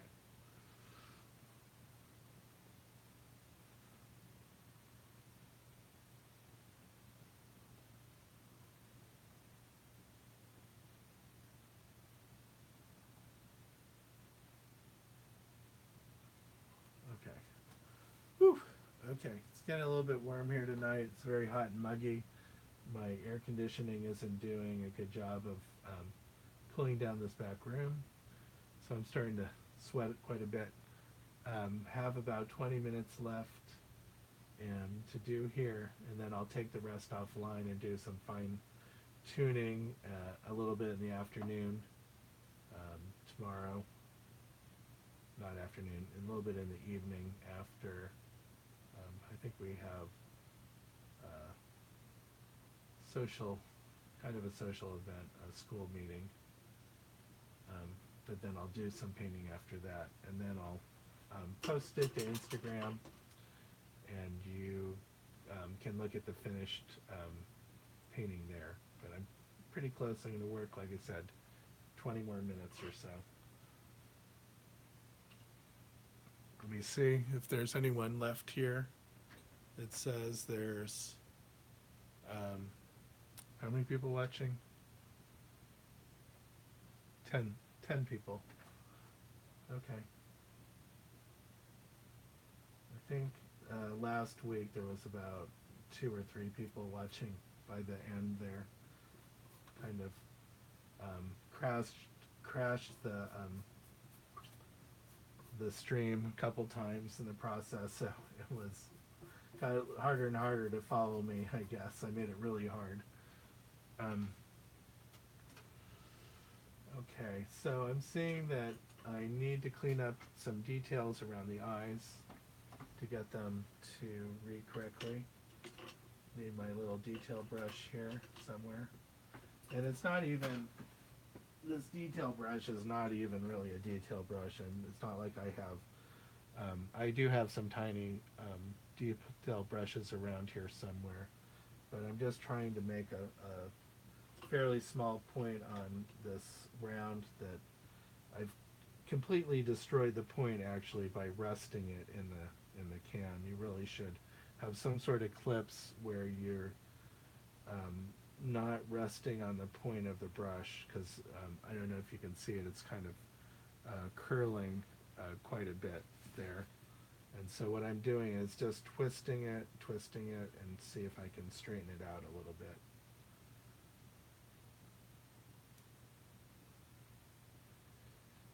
Okay, so that's enough to get it's straight enough to give me a little bit of accuracy there, and I can actually use the curve to get right on top of the place where I'm going to put the paint. So right now I'm going to try to get these little accents, get them the right value. Don't give them too much, make them too dark where they're not. And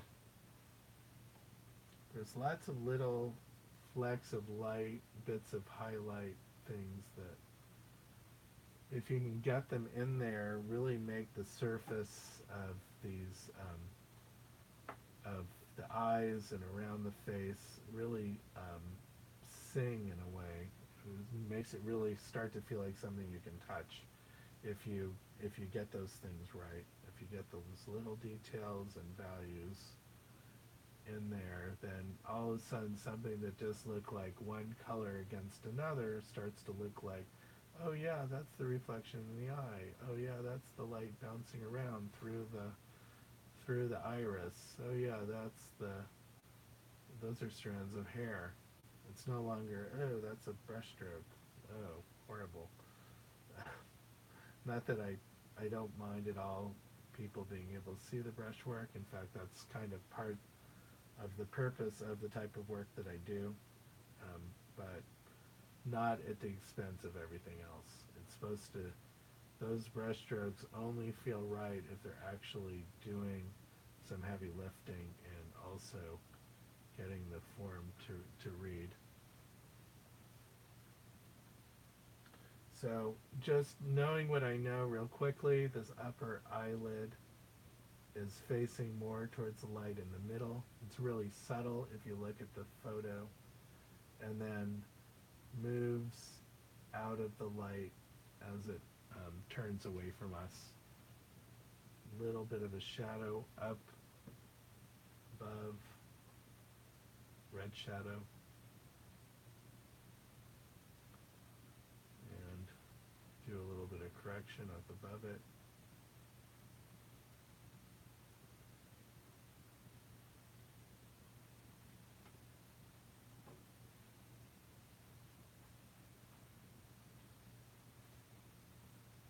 Okay, about the upper edge of the glasses. It's getting very orangey. Nope, not that orange. Okay, that's a little bit better. So the glasses are clear at this one point. So we have kind of a reddish light that's the underside of the plastic. Then we got a clear area that's just a little bit brighter than the area around it. And of course, then we have another light on the underside of that whole form. close.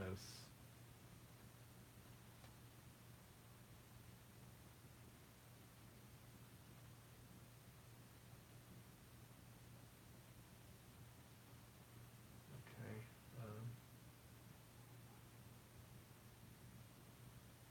All right. Okay.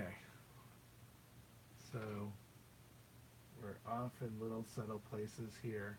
That's sort of the obvious place to be off. How dramatically the eyelid drops off. It's a little swoop of eyelashes on the underside here. This is really typical coloration and value here. That it's gonna tends to be a little bit darker on this outer edge. I'm gonna exaggerate the eyelashes just a little bit there. And all of a sudden you can start to see the shape of the eye. Looks like something round in space. Looks like it's attached to the rest of her face. Let's get a little bit of the purple that's coming in here. And reddish purple up here. Okay.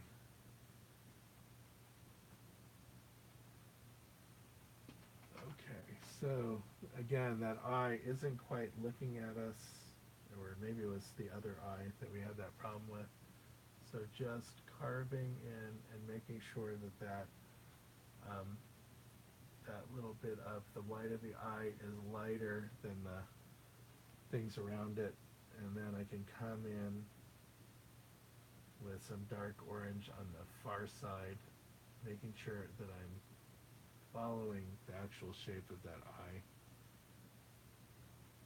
And I can come in with a black just slightly on the inner edge of that.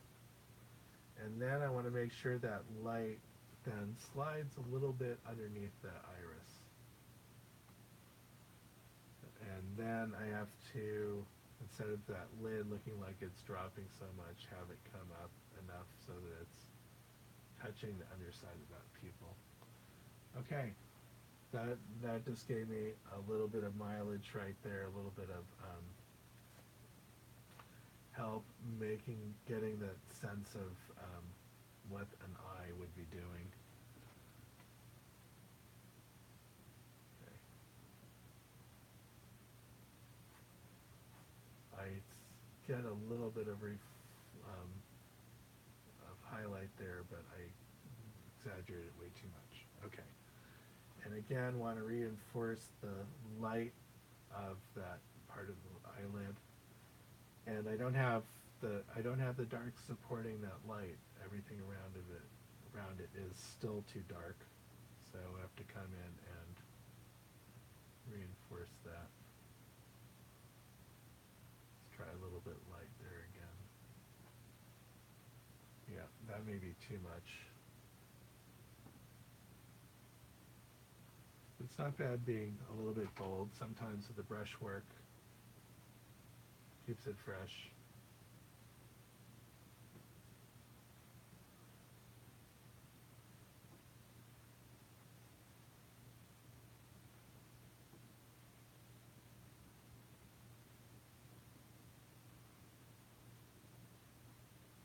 Okay, I'm doing too much with this little detail brush, so there's the danger that I'm gonna kill it a little bit.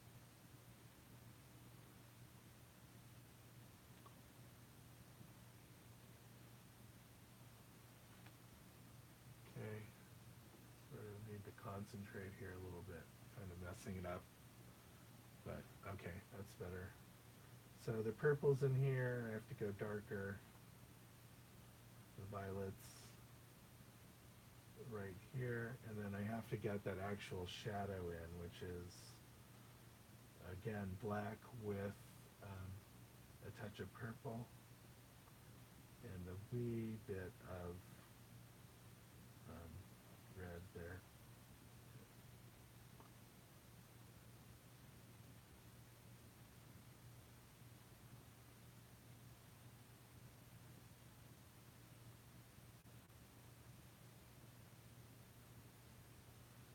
Okay, this is the shadow of the edge of the glasses. I made it a little bit too strong in color and too dark in value. So we can knock that down a little bit.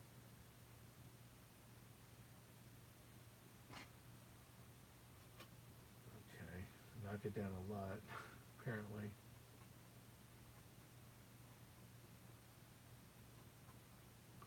Okay, that's a little bit better. Okay, so 10 minutes. I just, for those, about 10 people, actually it's 9 people, they're still with me here. If you haven't already subscribed to my YouTube channel, and you may not have done that because some of you don't necessarily have YouTube accounts, but I would encourage you to both create a YouTube account as a viewer because it keeps track of your history and helps you find videos that you've watched before in the past, etc. But subscribing to my channel helps do a couple of things. One is that gives a signal to YouTube that my videos are interesting, and it exposes them to more people. So more people have the benefit of then watching my demos and tutorials. But then the other reason is you can consider it more of a selfish reason, that it lets you know when I'm posting something. So if you subscribe to my channel, you'll get an email or a message on your phone saying that, hey, AJ Alper is now streaming live. If you want to watch, ideally that's I think some of you would want to let you know that I'm doing this instead of like I've heard already from a few people saying that they missed the last one. So that's a good way of, and you can modify your notifications. So if you don't want it beeping your phone or going off in the middle of the night, etc., then you can play with those settings. Okay. I again have to look back and forth, still make adjustments to their nostrils. I think I should have done that enough already, but no, I like doing it. So they're just a little bit lower on this side. And then this nostril itself, this has got to be a setup. Is quite red. Starting to talk gibberish a little bit. This means I'm getting tired as I'm working.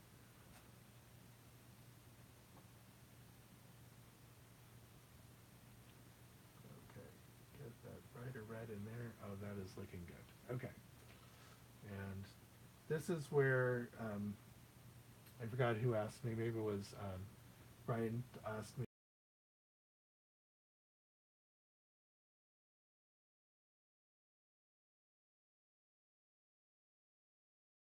edge here, and then you got that red popping up again in the crease. But if I just did a lot of blending, I wouldn't be seeing that color in the transition. I would just be blending it all into one unified color. Oh, hello, Pasha. Sorry, I can't pay attention to you right now. I'm streaming live on YouTube. Okay. I know, my cat probably doesn't care. But oh well.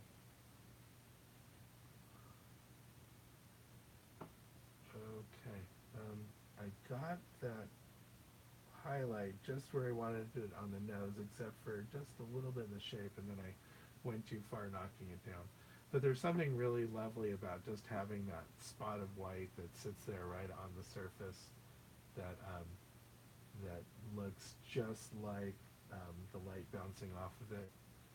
But then you stand back and look at it, and it is just a pile of paint sitting there.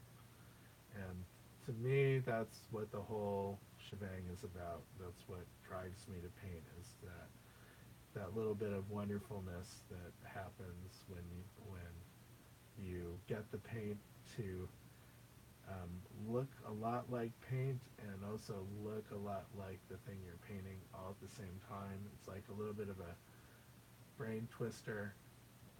Second time I said brain twister tonight.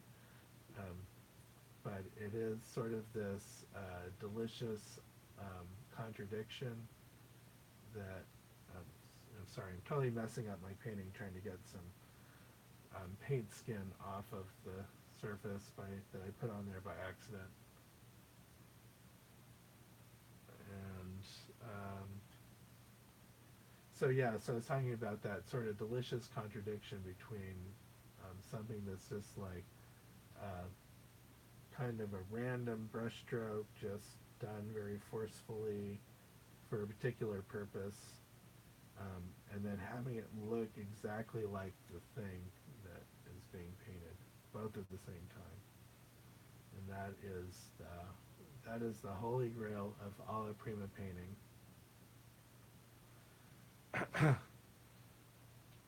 Okay, so about 2 minutes here. Oh, so I didn't really finish, I guess, with my case about subscribing. I guess maybe I did. So if you haven't subscribed, please go ahead and do. It helps my YouTube channel. It also helps you.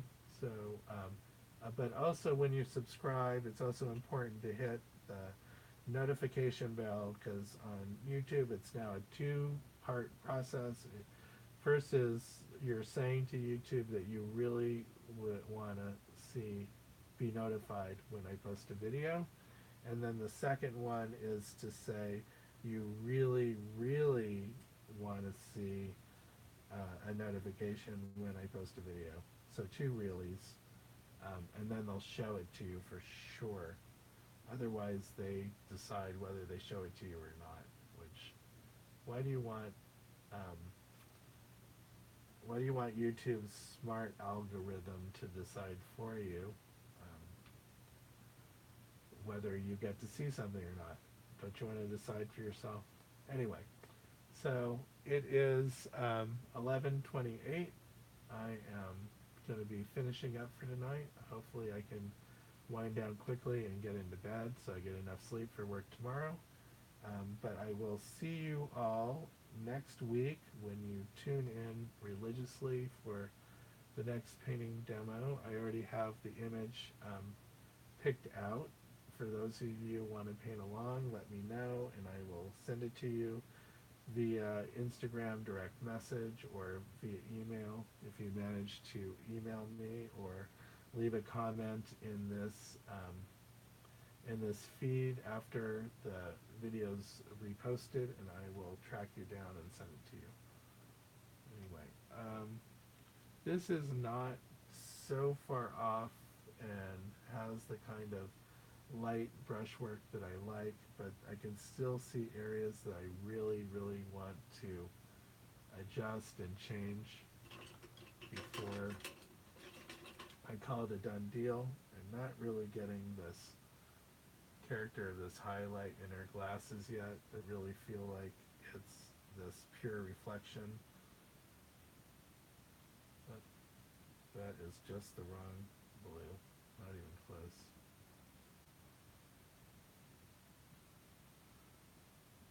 Okay, and 11:29. I want to make it 2.5 hours exactly. So thank you all for joining in. Glad. Hopefully some of you got to paint. I really enjoyed it. Come back and I'll see you next week and have a good night.